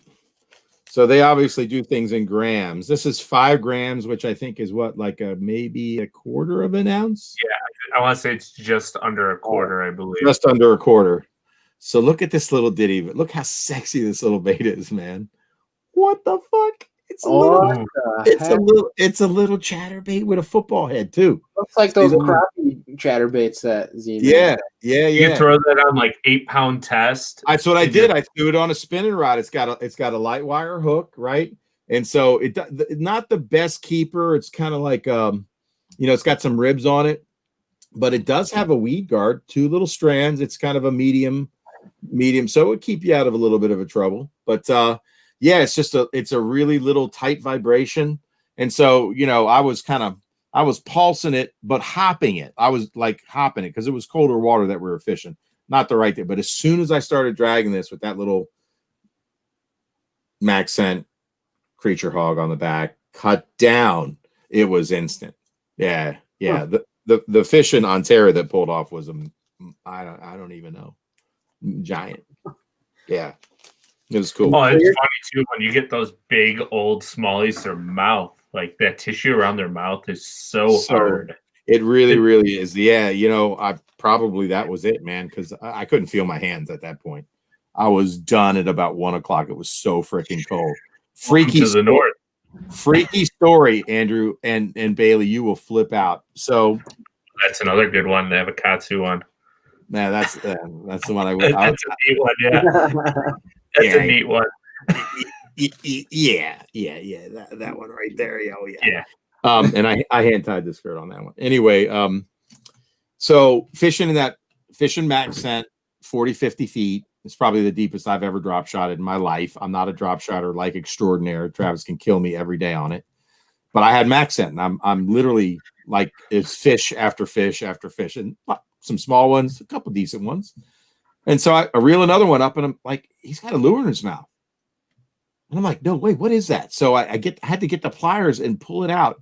It was a bait, a very special bait that I cannot name because it's Travis and I only fish it. I found it when he found it, but he drop shots with it. I think he might reveal it on his Patreon stream. Anyway, it was in his mouth 4 weeks later without a hook. That's weird. So did that fish find it on the bottom that day? Couldn't get it out of his mouth? Miraculous timing type. He absolutely freaked out. It was literally from a guide trip 4 to 5, 6 weeks before that. Isn't that crazy? That is nuts. Yep. See, our buddy Brandon Brown in here, while we're all talking chatterbaits and crankbaits, is bringing up Ned rigs on us now, asking about the Gajo Ned bait. Oh yeah, man, that's a good one. I think it's actually pretty sweet. I don't think I've seen it. It's got like all kinds of different square blocks on it, so you can literally manipulate it and make it the size that you want it to be. Oh, that's pretty cool. You want me to go get one? If that's up to you, man. I thought I had one down here. I got it. It's right here. No worries. Yeah, right. I mean, that's pretty crazy. Oh, wait, no, you have shown me this. I've seen. I should say. Shown me. I've seen it on your. I think it was your Instagram story. You were showing. Yep. I broke the bait down pretty good there. So what I like about this bait is so Will had given me some Gajo stick baits that I think they were just like factory seconds. So I brought them home. They were a little stiff, had too much hardener. So I boiled them, and I put that on my Instagram. And then Bass, you picked it up, and like I don't know, like 20,000 people watched it. You can boil them. You gotta be quick. Don't use your mom's pot.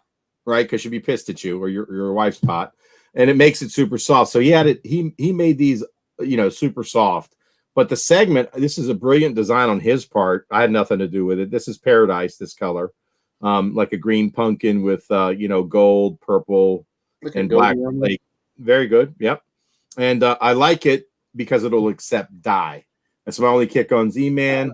I can't dye those baits. I really want to. I've tried it. We've had suggestions on different streams. I've never tried some of the new ones that I heard, but anyway, it'll accept dye. So I made that tail a little bit orange.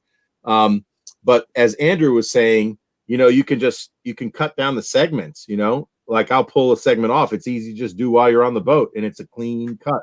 So I fished it long, and the longer Ned seemed to get the bigger bites. I think we were taking 2 sections off, but still that's longer than the finesse TRD, but smaller than the big TRD, and certainly a smaller profile.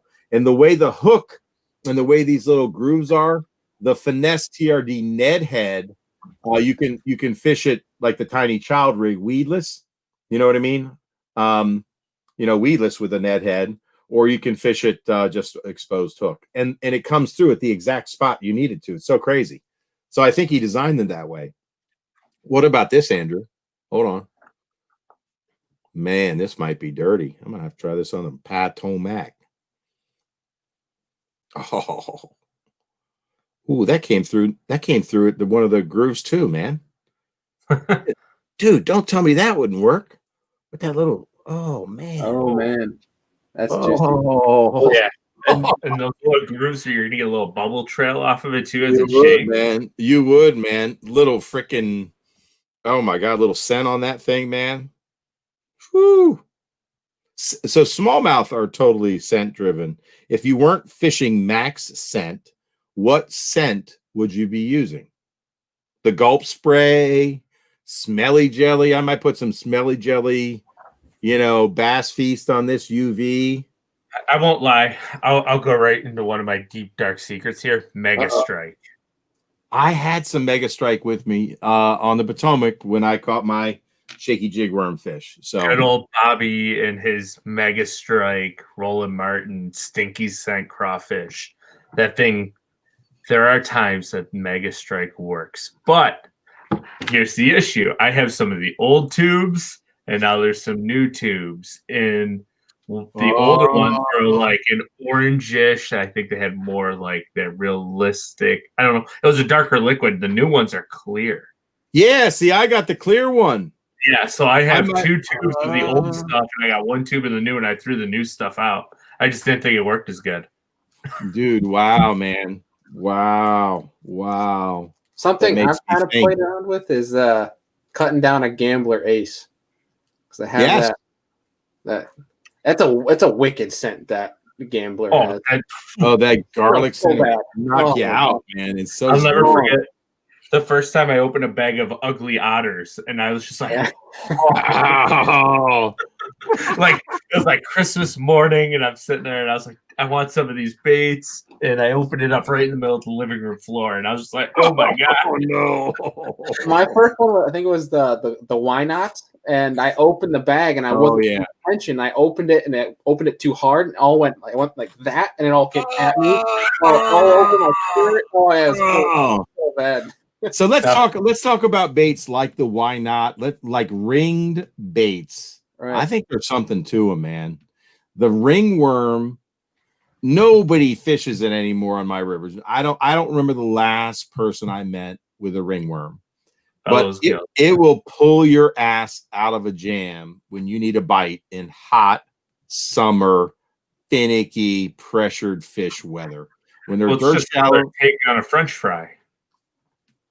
Yes, with a curly tail. But the rings, the bubbles, it's super crazy soft because there's not a lot of plastic to impede the action. Somebody mentioned the bellows gill. That's what got me thinking. So thanks for the comment on the bellows gill, whoever threw that up there, man. So yeah, the ring baits. Showing us G cracked it. It was a couple weeks ago, wasn't it? Who was it, Andy, that we had on that was showing us? It was Kevin. Okay. Man. Have you seen the little 2-point whatever it is? Would you drop shot that thing? That would be saucy, sexy looking. The 2-point. I'm trying to think of what you're talking about. Like the little short one they have. Yeah. The bellows gill. Yeah, they got. I want to try them.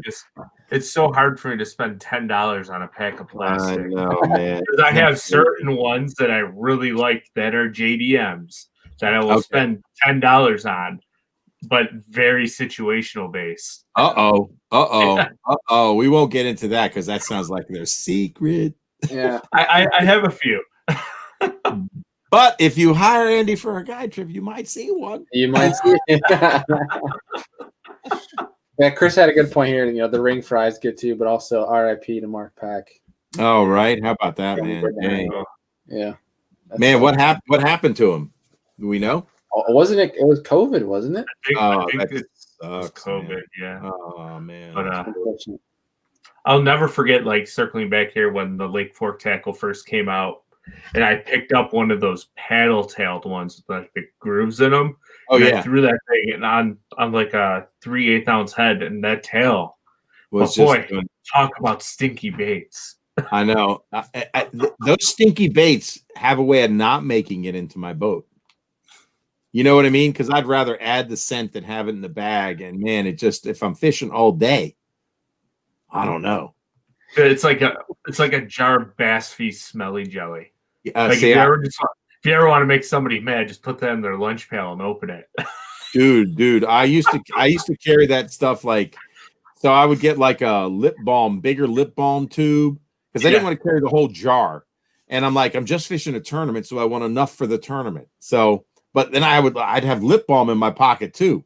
So I'd have to be really careful that I wouldn't take it out and like slather Bass Feast UV on my lips, man.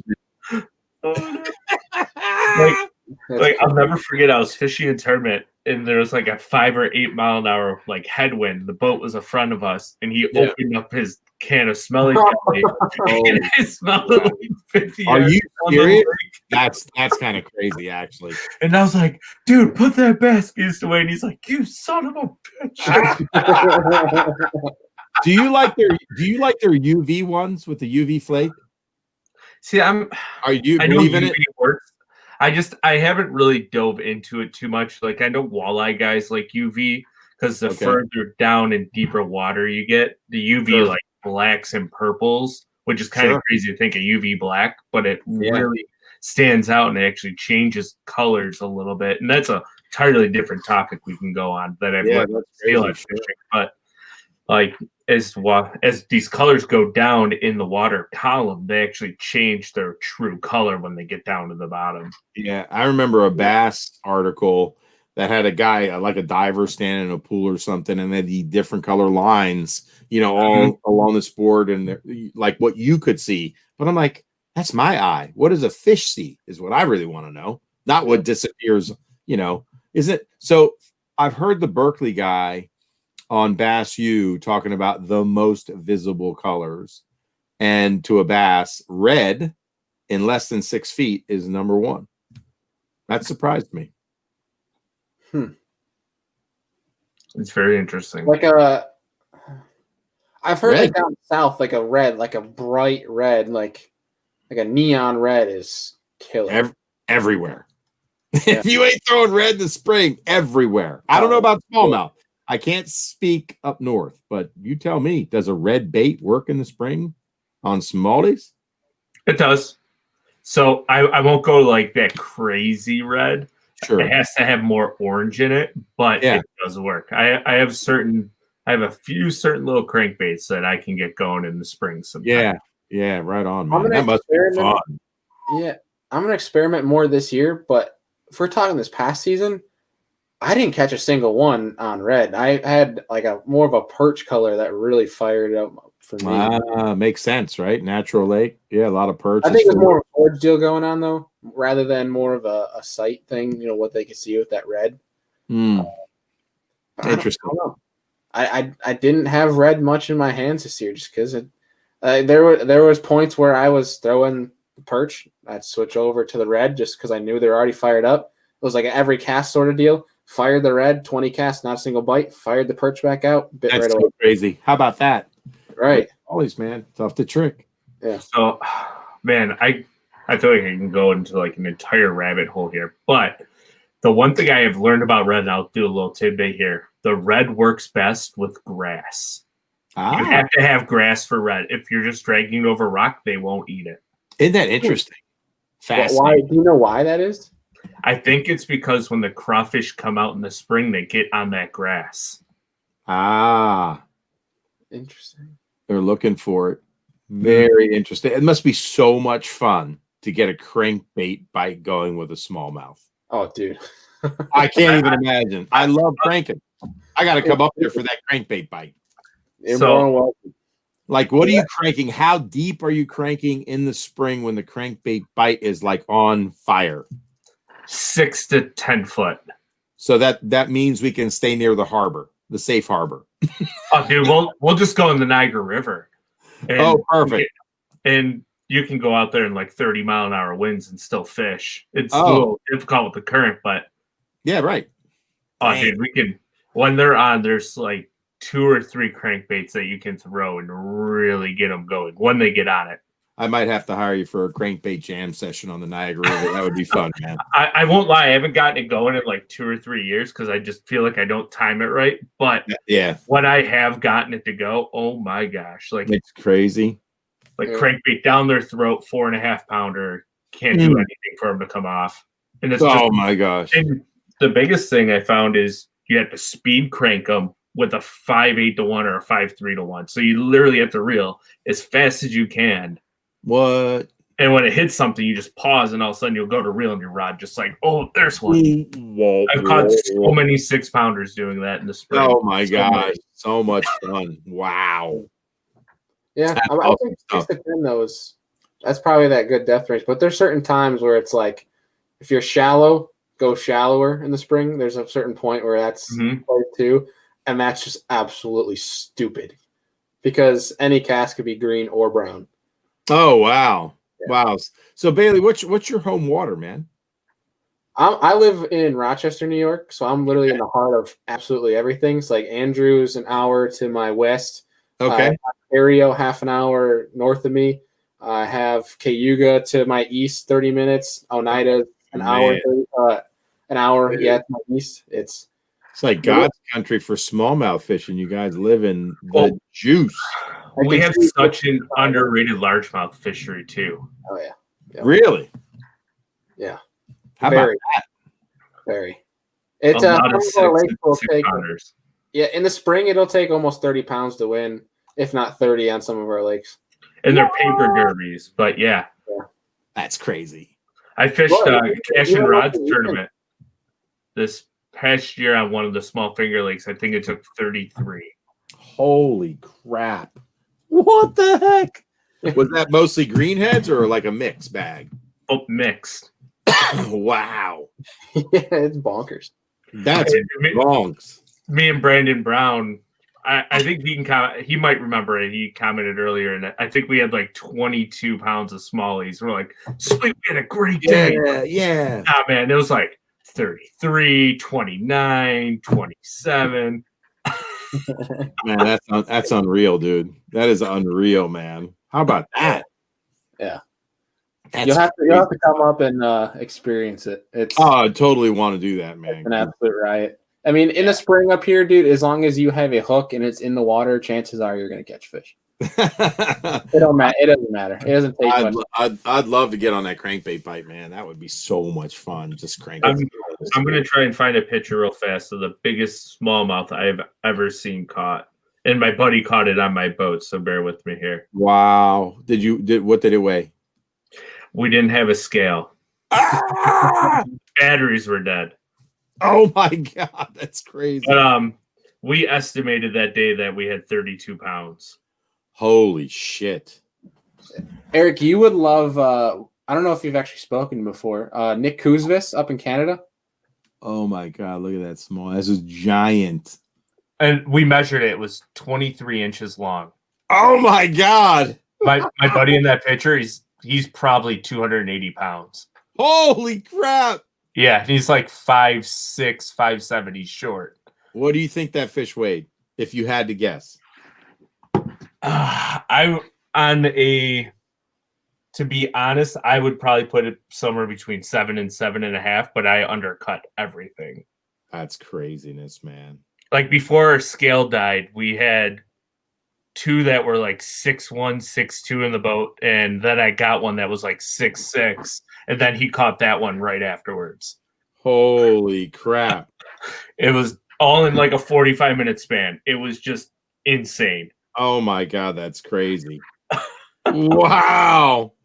But There's that Foxy drop shot. ooh, Yeah. That is pretty nifty.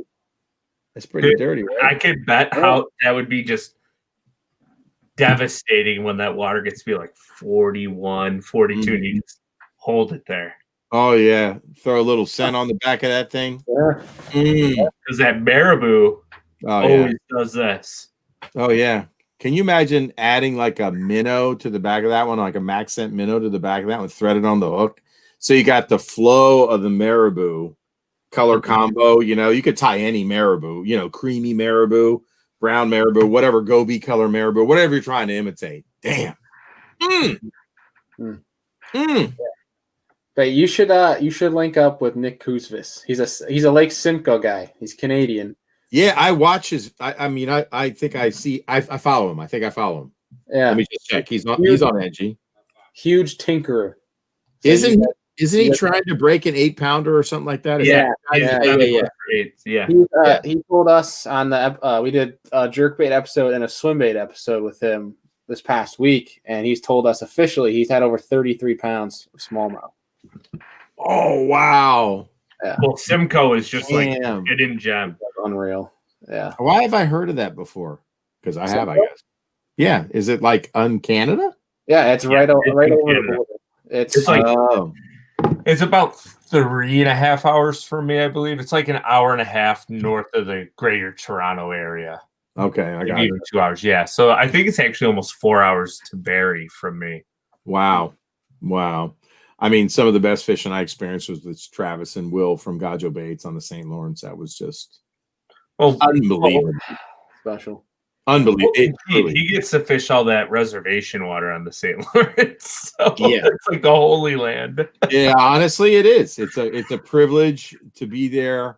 And Will couldn't be any more gracious and just a fun guy. Such a nice guy. He is, man. He loves just talking about baits and just so enthusiastic. He's just such a pleasure to be around, man. I love Will. He's good people. What is it they're most known for? Is it a spirit shad? Is it called? Spirit shad. That's what I caught my personal best smallmouth with. First trip to Ontario with Travis. It looked like a 7-pounder. We got that on camera. That thing was monstrous. We had one of those knot heads.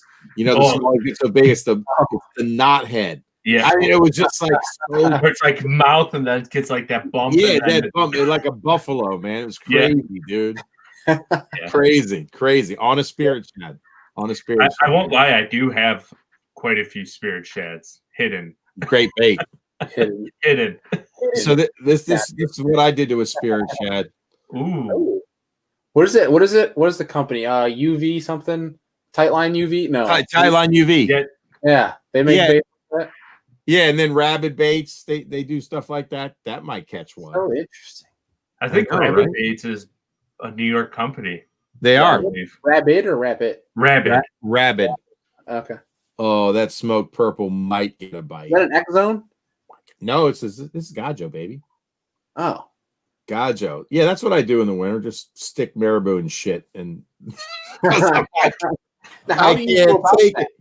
Is that a needle you're using? There's a needle made for it's. I know it's a fishing kind of thing, or it might be a sewing thing. Why do I have a sewing needle? I don't know, but I'm like, it's a big needle with like the eye where you would normally stick the thread has a slot in it.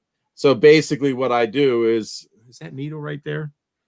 It's probably over my. You use needles a ton. I bet you picked it up from watching Pacific Northwest steelheaders. I might have. Because they'll fish like 5-inch paddle tail, like thin line paddle tail worms. Yeah. And they thread them with like a bead and an octopus hook behind. So that's how they thread it. That's how they thread it. Yeah. Because I'm pulling a piece of premium marabou through there. So yeah, that was the concept, is to have that, that Gajo spirit shad, but that marabou. Can you imagine that? I'd like to see that underwater. It looks like almost looks like a winged dragon almost. Well, that's what those freaking gobies look like, right? They got that freaking crazy ass fin up front, and I'm thinking, like, really make it big. Yeah. Eric, do you have any sculpin down in your lakes? We It's don't. like No sculpin. No. Interesting. Not that I know of. Hmm. No, that's because a sculpin looks just like a goby. So like that bait, if you had lakes with sculpin in, I know out west they have a lot of lakes with sculpin in them, and they get to be like 3, 4, 5 inches. Some of them. So those baits work great in sculpin lakes. I caught a goby like that big with Travis. It was a giant. He ate the minnow, and I'm like, that is a monster goby. No wonder these Ontario fish are just huge, because the thing was a meaty offering, man. I lipped him. So I brought this up on a previous show, I think a couple times, but you'll never believe what the average age of a 6-pound smallie is now on like the Great Lakes in our area. How many years old? Like 30. Not even, like a fifth. Yeah, they're like 6 to 8 years old. They grow like almost a pound a year. That's what? What? Yeah. So just in order the gobies, because of the gobies, yeah. So they're like little whey protein packets for bodybuilders. That's like in the trout stocked fisheries in California. Exactly. Yeah. The bass just get ridiculously big and freakish in nature, right? I know they didn't do this trout stocking, but that's when you can catch the bigs down in like Western Carolina with Austin, or on the west. You know, they look at the trout stocking schedule. There's a lake in West Virginia, Captain Steve Sakonis again. He has a house there, and there's a lake that he's fishing that stocks trout in it, or they stock trout in this lake. It's not big, and he said that the DNR there shocked up 1/13, which I think it might have been the state record. And so I'm like, where did I put those? I have them in the box, but I have 2 Butch Brown rig Huddlestons ready to go. They're like the bigs. They're hanging around. I love the 68s. Oh, the HUD 68 is bad to the bone, man. Yeah, I gotta find that. I gotta find it. Where the hell? If I had a house with a garage that I could store my boat and keep it warm all year, there's a couple of lakes, Bailey, that I would go to and just grind a HUD 68 right now. Are you a burrito bait fan? No. It sounds like you've explored the depths, man. I tinker and I'll throw some stuff. That's what I'm going to throw with Captain Steve when I get up there. Rainbow trout. That's seen some work. You got a little hook. I got a little hook rash going, so I'm proud of that hook rash. And I cracked this bait, and I used Sugru, which is like this moldable glue right there on the little. Can you see the seam? Yeah. I hit a dock with it. Bailey, have you ever thrown big baits like this? The biggest I get into is like an 8 or 10 inch mag draft and like a shine glide. That's probably about it. Okay. Because I can't afford like a game crash. The shine glide catches them. Oh yeah. I caught a 5 on it on Chickamauga in November. Yeah, man. Yeah. That's a good bait, man. It's a potato chip. Oh yeah, you can't cast it worth a damn. But it's crazy, man. A drone, pretty much. Yeah, exactly. You got to get a drone to like fly it out where you want to cast. Lift off. New style of long lining swim bait instead of crankbaits. Using a trolling motor, we use drones to drop. Strategic deployment. Same supposed to get that ABT bait. I think we just gave like Oliver Nye a great little idea right there. Could you imagine that? Like, can you imagine? Out of drop it and then watch the fish swirl. Yeah. Drop the bait. Drop the bait. Dude, really though, that glide would curve. Like I would try to pinpoint a cast next to timber, and I'd cast at it, and it would curve to the left. that reminds me of like the Dean Rojas frog skipping videos where he can skip a frog and make it turn. Like, oh wow, that's crazy, man. Yeah. At Chris Flay said, get yourself some S waivers. I do have some. I just think that the Shine Glide just walks so easy for the price. Yeah, does it? Our buddy Alex Coral chimed in tonight, and he wants to know about your centipede. How you're throwing that when it gets tough. Sound like you pumped into some juice. Well, I showed it earlier. That's the hand pour one. But Right. it's the green pumpkin watermelon, which is one of my favorite. I'm a laminate dude. Does anybody else like throwing laminates out there? I like lamb. I'm a big laminate fan. I just think it's ultra natural, dark over light or light over dark, whatever your preference is. But favorite laminate colors, green pumpkin amber, like dark green pumpkin amber. Yeah, that's probably working for you up there. They would eat it on my rivers too, man. I mean, can you go wrong with as long as you got a green pumpkin somewhere in your laminate, you're going great, right? Like Okeechobee Craw. Who would have thought that green pumpkin and frickin', a blue would be great together? But damn, they eat that color, right? Well, I mean, if you go green pumpkin and June bug, it's almost like a moldy peanut butter and jelly. Right, exactly. No, man, but when it's tough, man, can you beat a French fry? I don't think so, man. When you really need a bite, a centipede is just damn. As light as you can get away with, man. Light as you can get away with on the weight there, and you'll do good. You'll generate bites. I've always been Go ahead. I didn't mean to cut you. No. Go ahead. I've always been intrigued with the French fry. I think I watched an Ike video like 8 years ago where he would rig a French fry. And back then we didn't know what Necco rigging was, but he'd put like a Necco weight into the tail of it so it would stand up on the bottom with like a 1-out weight. And I was like, that's good. But I'm like, I'm going to pick up a spinning rod. I'm going to try to cast it. It's just not going to go anywhere. So he was using a 1-ounce weight on a centipede. Like No, just like a nail weight. Nail weighting it in the tail. Like a 3/32, or 1/32, or whatever. Super 1/72 or something. Whatever it was, man. That's funny, man. Yeah, I mean, like on our rivers, you don't necessarily need a long cast, right? Because you might be pitching to a dock. Mm-hmm. You might be pitching to a laydown. You might be pitching to a hole in the grass. So, ultra long casts are not necessarily necessary in our bodies of water. So, weight is a different story there for sure. So, if you need a bite, man, get yourself a pack of green pumpkin zoom centipedes. Dye the tail, your favorite color. Throw a little scent on there. You'll be good. Or that wide gap or offset worm. I'd say wide gap. I know a lot of guys will throw a J-bend in it, if they're like split shotting it. That's a often forgotten technique. And don't sleep on the split shot rig. I think you have some split shots right there off your back right shoulder. Yeah, you can get some old school water gremlins. Oh, buddy, right? Oh yeah, man. That's one of my How the heck do you see that from there? I know labels. Picture photogenic memory. He's spying it, man. He's spying all the good stuff. Absolutely. I'm willing to bet I have the best vision amongst us three, and I cannot see worth a damn back there. I'm just telling you, I know labels so well. Okay. All right. He's studying it. That's good stuff, man. That's good stuff. Yeah.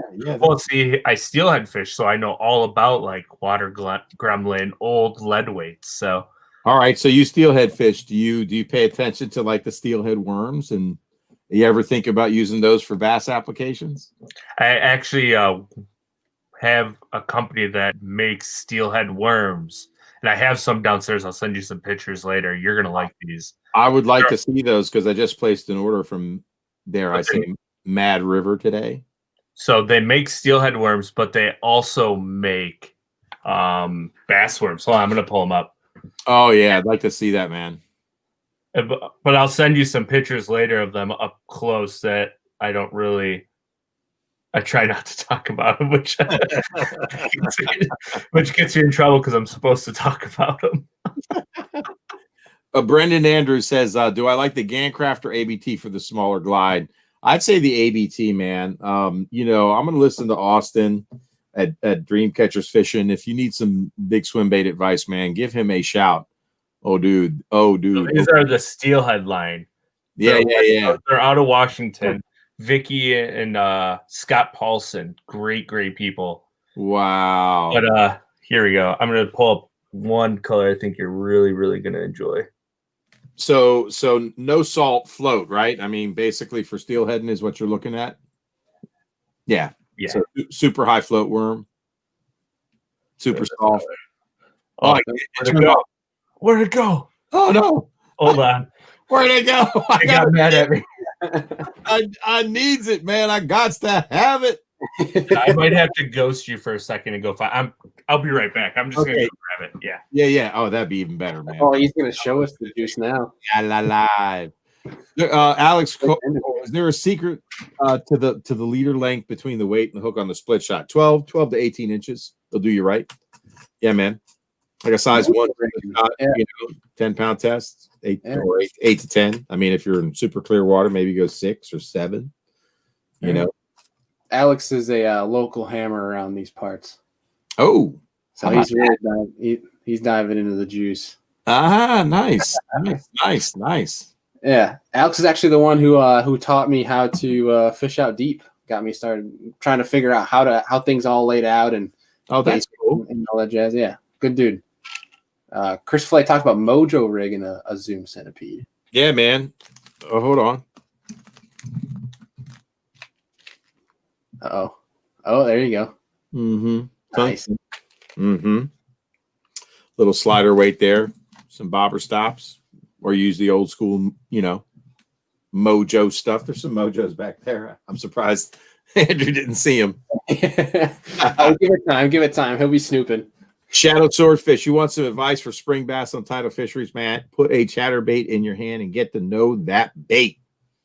It's crazy how versatile it is and how not many people try to really tinker with it.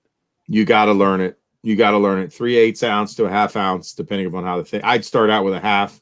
For because the grass is going to be pre-emergent in the spring, so you're going to want to, you've got to make contact with the grass to really trigger the bites.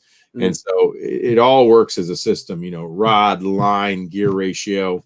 But 15 to 17 pound test on your line, fluorocarbon for sure.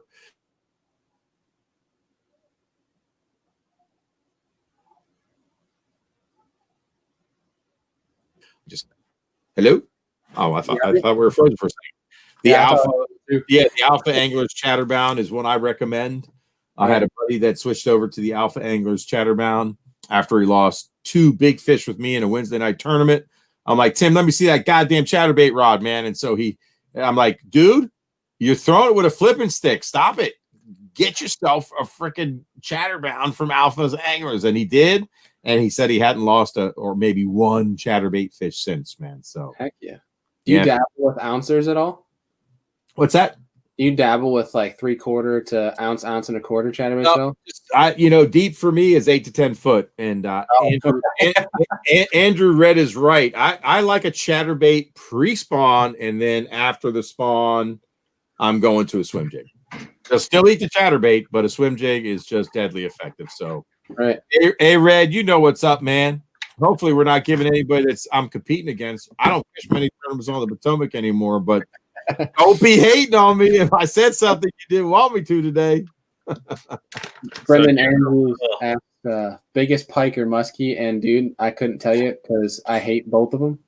I don't mind an occasional muskie, but I am not a toothy critter fan. Dude, look at that smally color. That's a little 2.75 in hot steel, they call it. That's it gets better. This is a 4.5. You're gonna like this one. Smallies love pink, right?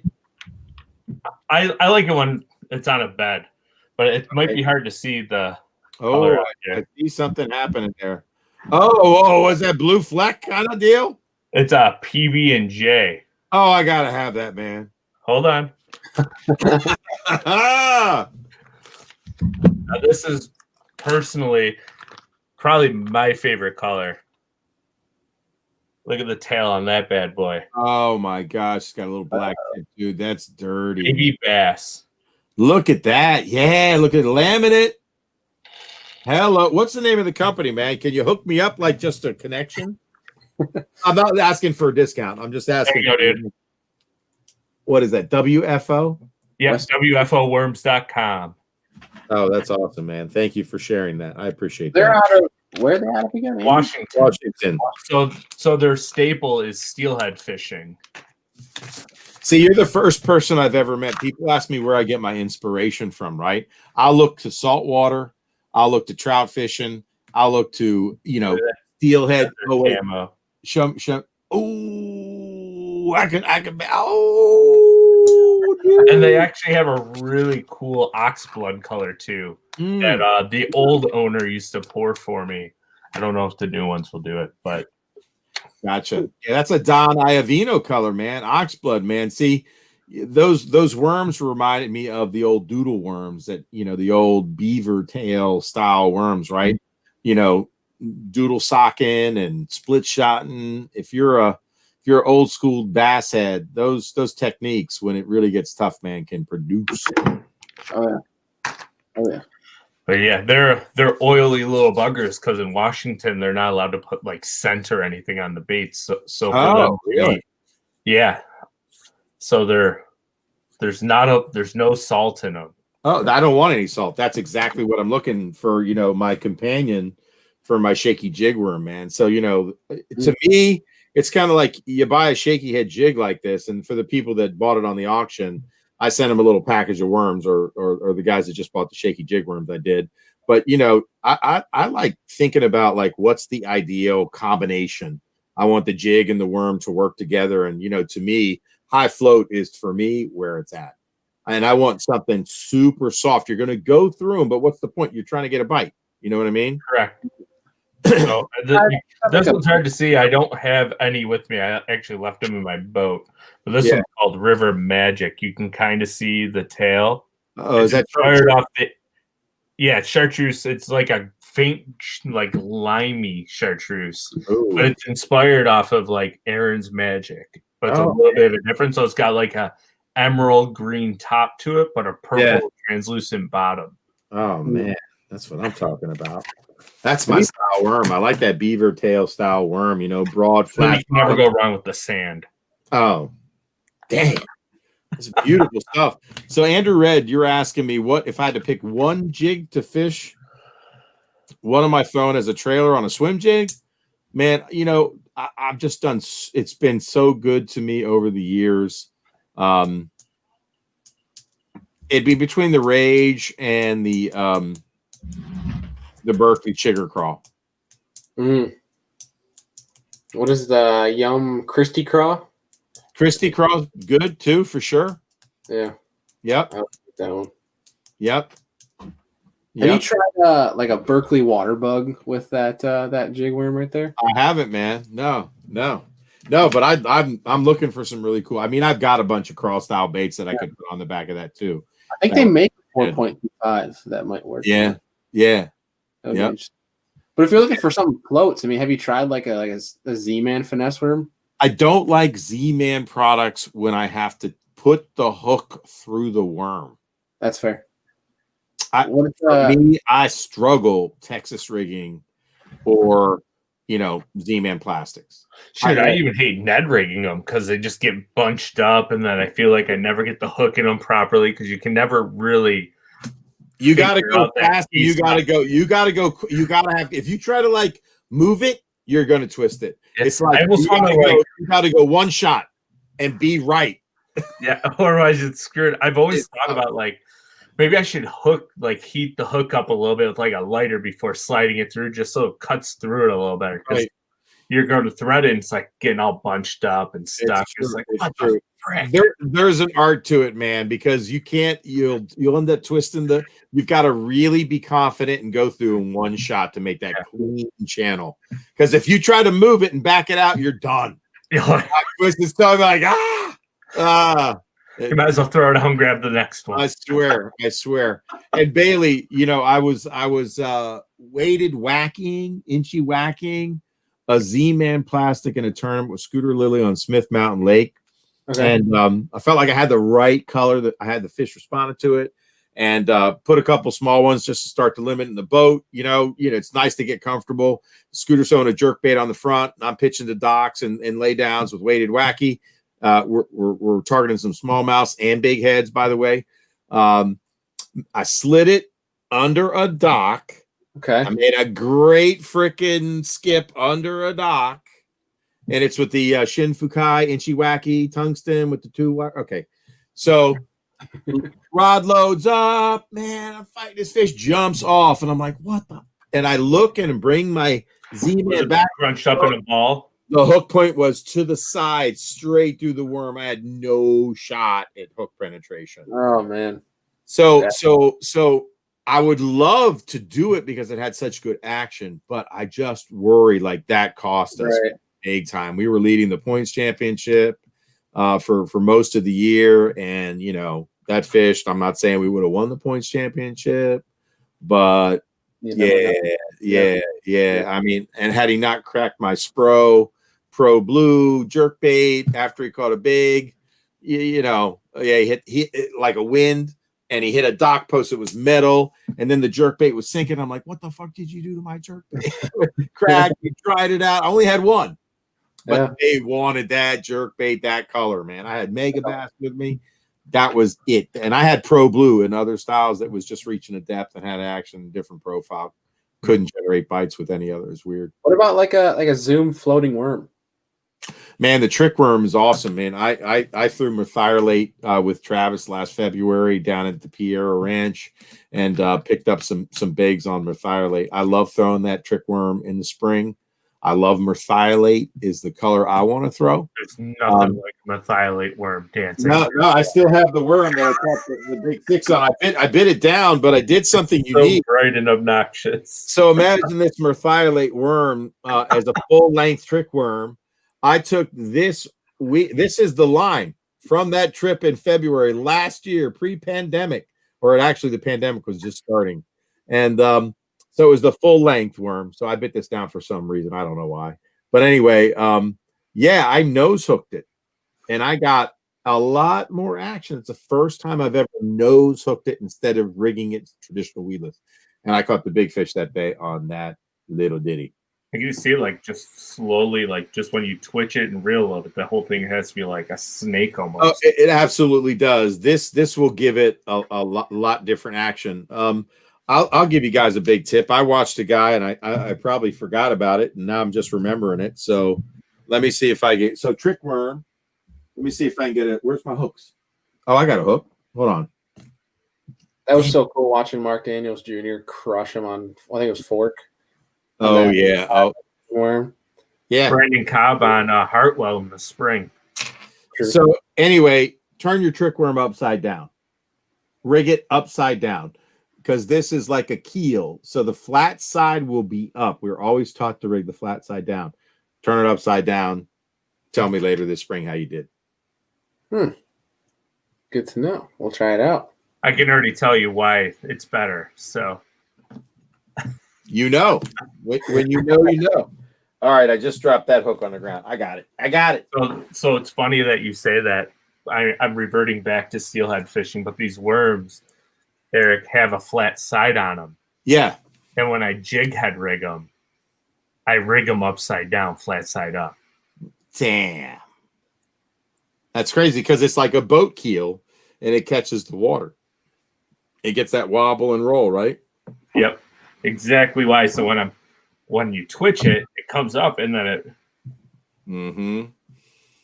Very cool. Very cool. How about that? Yeah. Zoom trick worm and black grape. Black grape, one of the best colors ever made, man. Yep. He's got some last minute questions here. We don't keep too long. We're almost a minute and a half away from 2 hours here. But dude, I feel like that's a short stream for me, but you know it. You got it. For sure, dude. But either way, man, it's always a pleasure having you on. And I've enjoyed it, man. Nice meeting you, Andrew, for the first time. You too, man. Thanks a lot for calling me back, man. It's great. Yeah, I was doing good streams. All right, what's that last question? Yeah, let's see if the folks get it in. Okay, yeah. Well, Snake River guy tried putting a beaver on my shaky jig instead of a worm. My original prototype was this one that I threw during the Big Bass Tour event with Austin Neary down at Smith Mountain. So that was my first attempt at, and it worked. But I don't have enough room here on this jig head to put a lot of material on, and I didn't put the hackle in the front. And so I threw anything from shaky heads to like a smallie beaver. I had a smallie beaver around here somewhere. It's a lot of meat to get with a hook gap that big. So I'd need a different jig head. I'd want an EWG hook on it. You know what I mean? Mm-hmm. All right, here's a last question for you. Most underrated topwater color. Wow. Underrated. That people aren't throwing. I'll give you mine. Go ahead. Black. I was going to say black, but I thought that was a popular one. Yeah, I love black too. Yeah. When I think of topwater, the first thing I think too is something that's foiled and shiny and bright, maybe a chartreuse bottom, or a bone or a bait fish. But a lot of people stay away from like that black bluegill pattern for whatever reason. Right. And I would say the other one is bluegill. Bluegill came to my mind as a secondary one. I don't think you can beat a bluegill color post spawn. They want to crack a bluegill color in the post spawn. For some reason, if you give them a yellow or an orange belly, depending upon that bluegill color, maybe an orange throat and then a yellow belly, that bluegill Iovino splash it back in the day caught me some bigs on the Potomac. Bigs on the Potomac. Yeah, so you know, Rio Ricos, Yellow Magics, woo! You're speaking my language. Oh man! Oh, there's some other little JDM gems. Maybe we'll get another stream going in the summer or fall or something like that, and we'll hit round 2 and just make it a JDM show. Oh, we could have a good dog. Oh, that would be a ball. We gotta get Bailey some more JDM knowledge, though. Yeah, I have to do a lot of research before that show, like weeks, maybe months. Oh man, all you need to do is take notes. I'll come on and I'll just do. Yeah, a much better show for you guys. Nah, it's a rabbit hole, dude. It's a wormhole, man. You could just go so deep. It's the JDM baits. The Japanese lure designers are just incredible, man. The engineering that they put into some of their bladed baits that I found years ago. You know, their Imakatsu chatterbait. The way it. How do you feel about the Robin blade? You know, I don't know. I haven't fished it. It's a funky looking bait. I'd like to throw it. It's got that giant ass blade. I'd like to throw it. I haven't yet. Do you have any? I don't, because you know why, when I'm really crushing them on with what I've got, you know. But again, I've seen the power of a new JDM bait that they've never seen before. One thing struck me with the Berkeley guy, and this doesn't help anybody's pocketbook. And again, man, you can really keep things simple if you want to catch fish. You don't need more than some, you know, hey, look, if you're looking for a great balsa crankbait, a Rapala DT6 or you know, DT4 if you're fishing shallow, or DT10. A DT10 is a much bigger bait, you know, as a balsa bait. Smaller baits that can reach that depth. But anyway, you know, you could keep it simple, right? In the JDM market, there's just so much. But that's part of the magic for me, Bailey, and you know this about me, of bass fishing, is I like to explore. And, you know, I've been collecting since I've been a kid, you know, starting with old Bagley lures in the 70s. And it just went from there, man. And now that I'm older and, you know, kind of fills the void in my fishing soul when I can't fish, I just like to explore and try new things. I bought some dogs over the years, but I bought some gems. And, you know, had experiences on the water where the first time I'm throwing it, it's literally like they've never seen it. And the guy in the boat with me is like, what is that?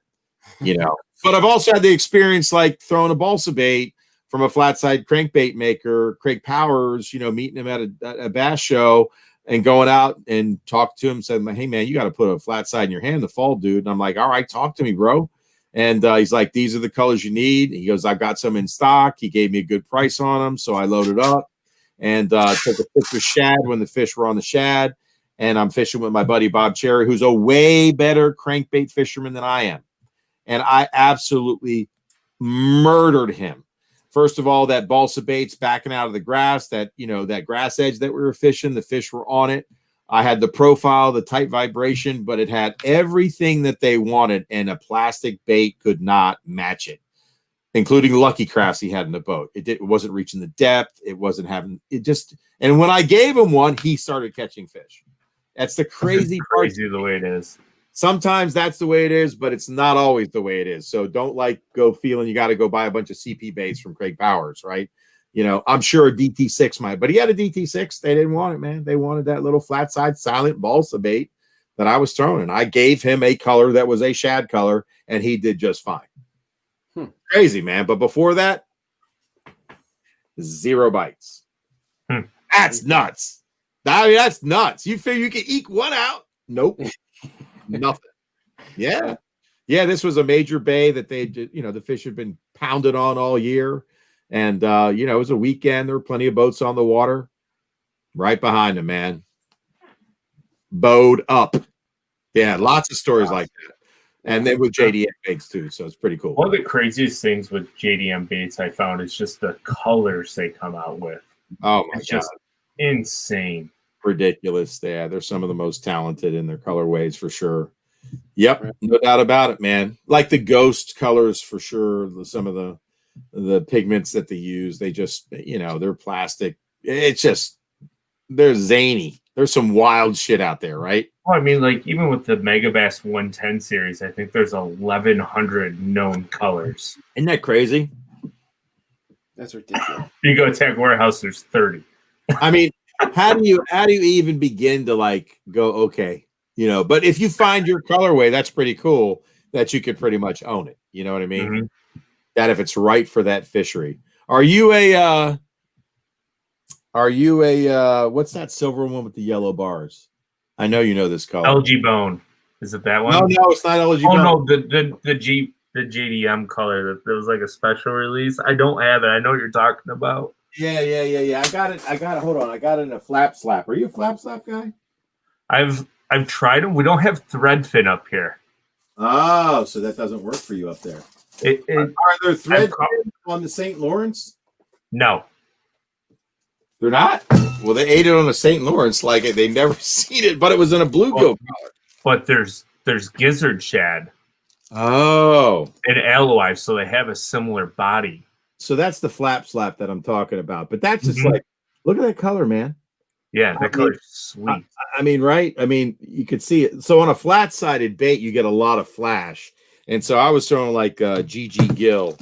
And this is the color I'm talking about. Is this YMC? YMC. This is supposedly a smallmouth little badass color. So this is the one. Perchy? I don't know. Look, I'm not a smallmouth guy per se, but anyway, there you go.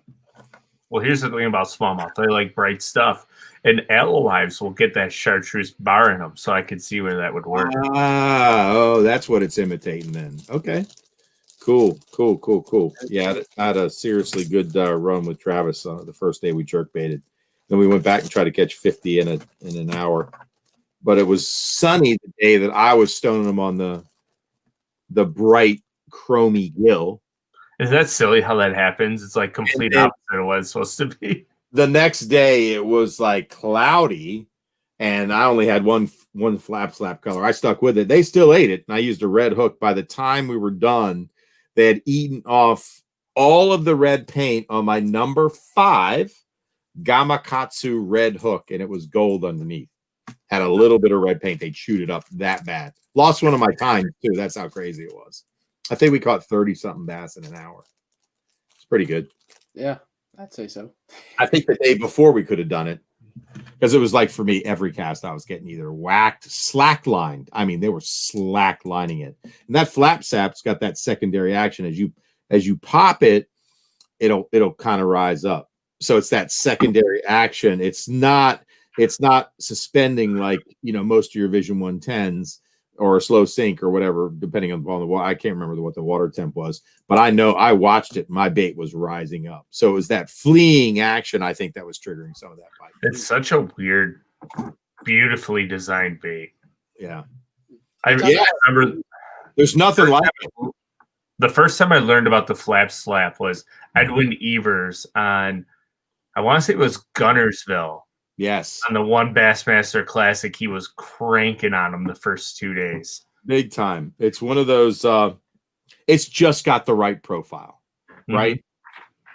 And you got to figure with that broad, flat side, it has a lot more flash than even a jerkbait would, right? Because I'm sure on the lateral line of the fish too, they feel it when you snap it because it pushes a ton of water. It does push a ton of water, but that slight rise to it is the secondary action. And I think that's what people don't think about when they're thinking about a crankbait like Pete Gluzik's Quiet Killer. That this is a replica of the Little Speedy by Jerry Lors. But this bait, it's a great cover cranking bait when the fish get on the wood post spawn, flat side. But as you worm this through the wood, if you stop it and twitch it, this bait will do a 180 and turn around. Now that's secondary action. That's some saucy ass shit. Some crankbaits are really buoyant. As they back out, they'll do this and wobble. Like one of the baits that I love, and so I know some people ask me this question. I have no idea why I stopped throwing it. Was the Bomber Fat A. It is uber buoyant. It's like a balsa bait. A weird triangle bill. No. Let me see if I got a Fat A sitting around here somewhere because I want to show it. Damn. Real quick for Shadow Swordfish. Try to say that 5 times fast. He's asked about, because I put out a message about our fantasy fishing group. Yeah. He asked how you can join. Just sign into your fantasy fishing account, and we are, I believe, I have it up on my other screen. We're on the front page, so just go look for Serious Angler Podcast and join, and we'll be the winner. Top 3 winners are going to win some sweet stuff from our show. Oh, nice, man. Nice. But carry on. At the end here, we're going to run a Hobie ad when we leave. Yeah. Definitely run the Hobie ad, dude. Definitely run the Hobie ad. So anyway, that Fat A backs up and has a wiggle when it backs out of cover. So secondary action, that's something you got to think about when you're fishing, man. Lures that have good secondary action are some of the best ones ever made, right? Yeah. The one that always comes to mind for me, and I'm so sick that they stopped making, is the Jackal Super Eruption spinnerbait. That's my spinnerbait, dude. I bought a bunch of them. I have one left. Dude, I won my Never on Sunday Wednesday series on that Jackal Super Eruption, 22.6 on the upper bay. It has a reverse teardrop blade, so it's got the thump of a Colorado almost, but the flash of a willow. The way that the blade is welded onto the arm, they immediately spin. And if you stop it by cover, those blades are engaging the whole way down. The whole way down, they spin. The whole way down, spin. The wire was uber thin. It was super stainless steel. That fine cut silicone skirt, that nasty ass owner hook they had on it, man. It was just the best spinnerbait ever made. But they break very easily when smallmouth eat them. I feel for you, brother. I feel for you, man. Yeah. I got on this fun little river bite, which with them, and I went through, I think, 3 of them in one day. Oh my God. But so worth it for the memories. Yeah, it's probably why they stopped making them, because they broke so easily, right? Oh, flashback, yeah. I remember like one of them was on a finger lake. I was fishing around docks, and the smallie grabbed it in early spring, like just as they're putting them in. Oh my God! And I come back, and I'm just like, oh, all I have is the wire. Oh, that happened in our championship. My buddy was throwing a Strike King. He had like a 6 on. I saw it. I got the net in my hand, and it was a brand new spinnerbait, and it broke. It literally brought back the arm. That was a Strike King. So I gave him a super eruption. I put back together and bent it back like 7 times. So I knew it was going to break eventually. Yeah, that's I guess maybe like a titanium spinnerbait, with the unbreakable titanium. Yeah, so I've had that happen to a brand spanking new War Eagle with a potential PV smallmouth. Just came back, not a broke me. Oh no! Yeah, all I had left was the wire and the jig head. Damn, man, that's crazy. Yeah. Oh man, unbelievable, man. We'll do a JDM show one day, man. That'll probably get some people interested. You could do an entire episode on Megabass, OSP, and Norries. You sure could. You sure could. Yeah. Well, I'd love to do a little show and tell, man. I meet some people out there that are JDM fools, but I tell you, I'm the depth. So. Yeah, that would be a lot of fun. Yeah. But obviously, we'd love to always have you, dude. And I don't want to keep you much longer. No problem, man. Tonight, but dude, we appreciate you 100%. Got it, man. You got it. Are you still want to go smallie fishing? Let me know. I will. Are you still fishing Douglas rods? Me, no. Andrew, yes. Okay, I got you. Okay, what are you fishing now, man? I just got my orders in. It's I'm doing a commingle. I'm trying to experiment around, and I got some Daiwas, some Dobbins, Powells, some Abus. mix of some things. I got him to buy a glass chatterbait rod, which I think he's gonna fall in love with. Dude. It's a Tackle Warehouse Daiwa that's modeled after the Evergreen Hercules rod that Brett throws. I got the leopard. Oh man, yeah, I caught one of my biggest upper bay, like on my hand tied one on that leopard on camera with Travis. Heavy. That rod is so beautiful. Yeah, man, they load so nice. You will not regret it, for sure. There's a lot of good ones out there, so follow the advice of your compadre Andrew, and man, you won't be sad that you will keep way more fish button. I can just tell you. It's the first time that you set the hook into them, you're gonna feel like the buttery smoothness of that glass rod, and it's just gonna load up. And you're like, why wasn't I doing this the whole time? Is there anything better? It's kind of like a crankbait bite. I mean, when that rod loads up and you're fishing a proper crankbait rod, and look, there's a lot of guys that have transferred over to full graphite cranking. It's just a personal preference thing. Nonetheless, it has to have the right action. So again, personal preference. But I've seen guys that were just too quick with their hook sets. If you're a young guy with quick reflexes, man, and you are, glass will do you right. Weren't you an athlete? Hockey, right? No. Well, hockey, lacrosse, and then man. Fortunately, swam 4 years. You feel something breathing on your chatterbait. You're like, shoot, you're too quick, bro. Well, the nice thing about that glass rod too is no matter how hard you hit them, that rod is just going to forgive and hook them perfectly. 100%. You could set the hook like a madman, and you're fine. Oh, it just keeps them buttoned up, man. It's just. I hope you like it. Report back. I told him instantly. I was like, if you don't like it, I'll buy it from you right away. So. Good stuff, man. Well, hey, man, thanks again for having me on, Andrew. Great. Hey, man, thanks everybody out there. Great questions tonight. It was really good. Really engaging. Hey, man. Yeah, we'll do it again someday. All right. Yeah, man. Have a good night. All right, you guys. Take care. Man. Stay healthy. All right, man. Be well, everybody. Peace. That was a really good show, dude.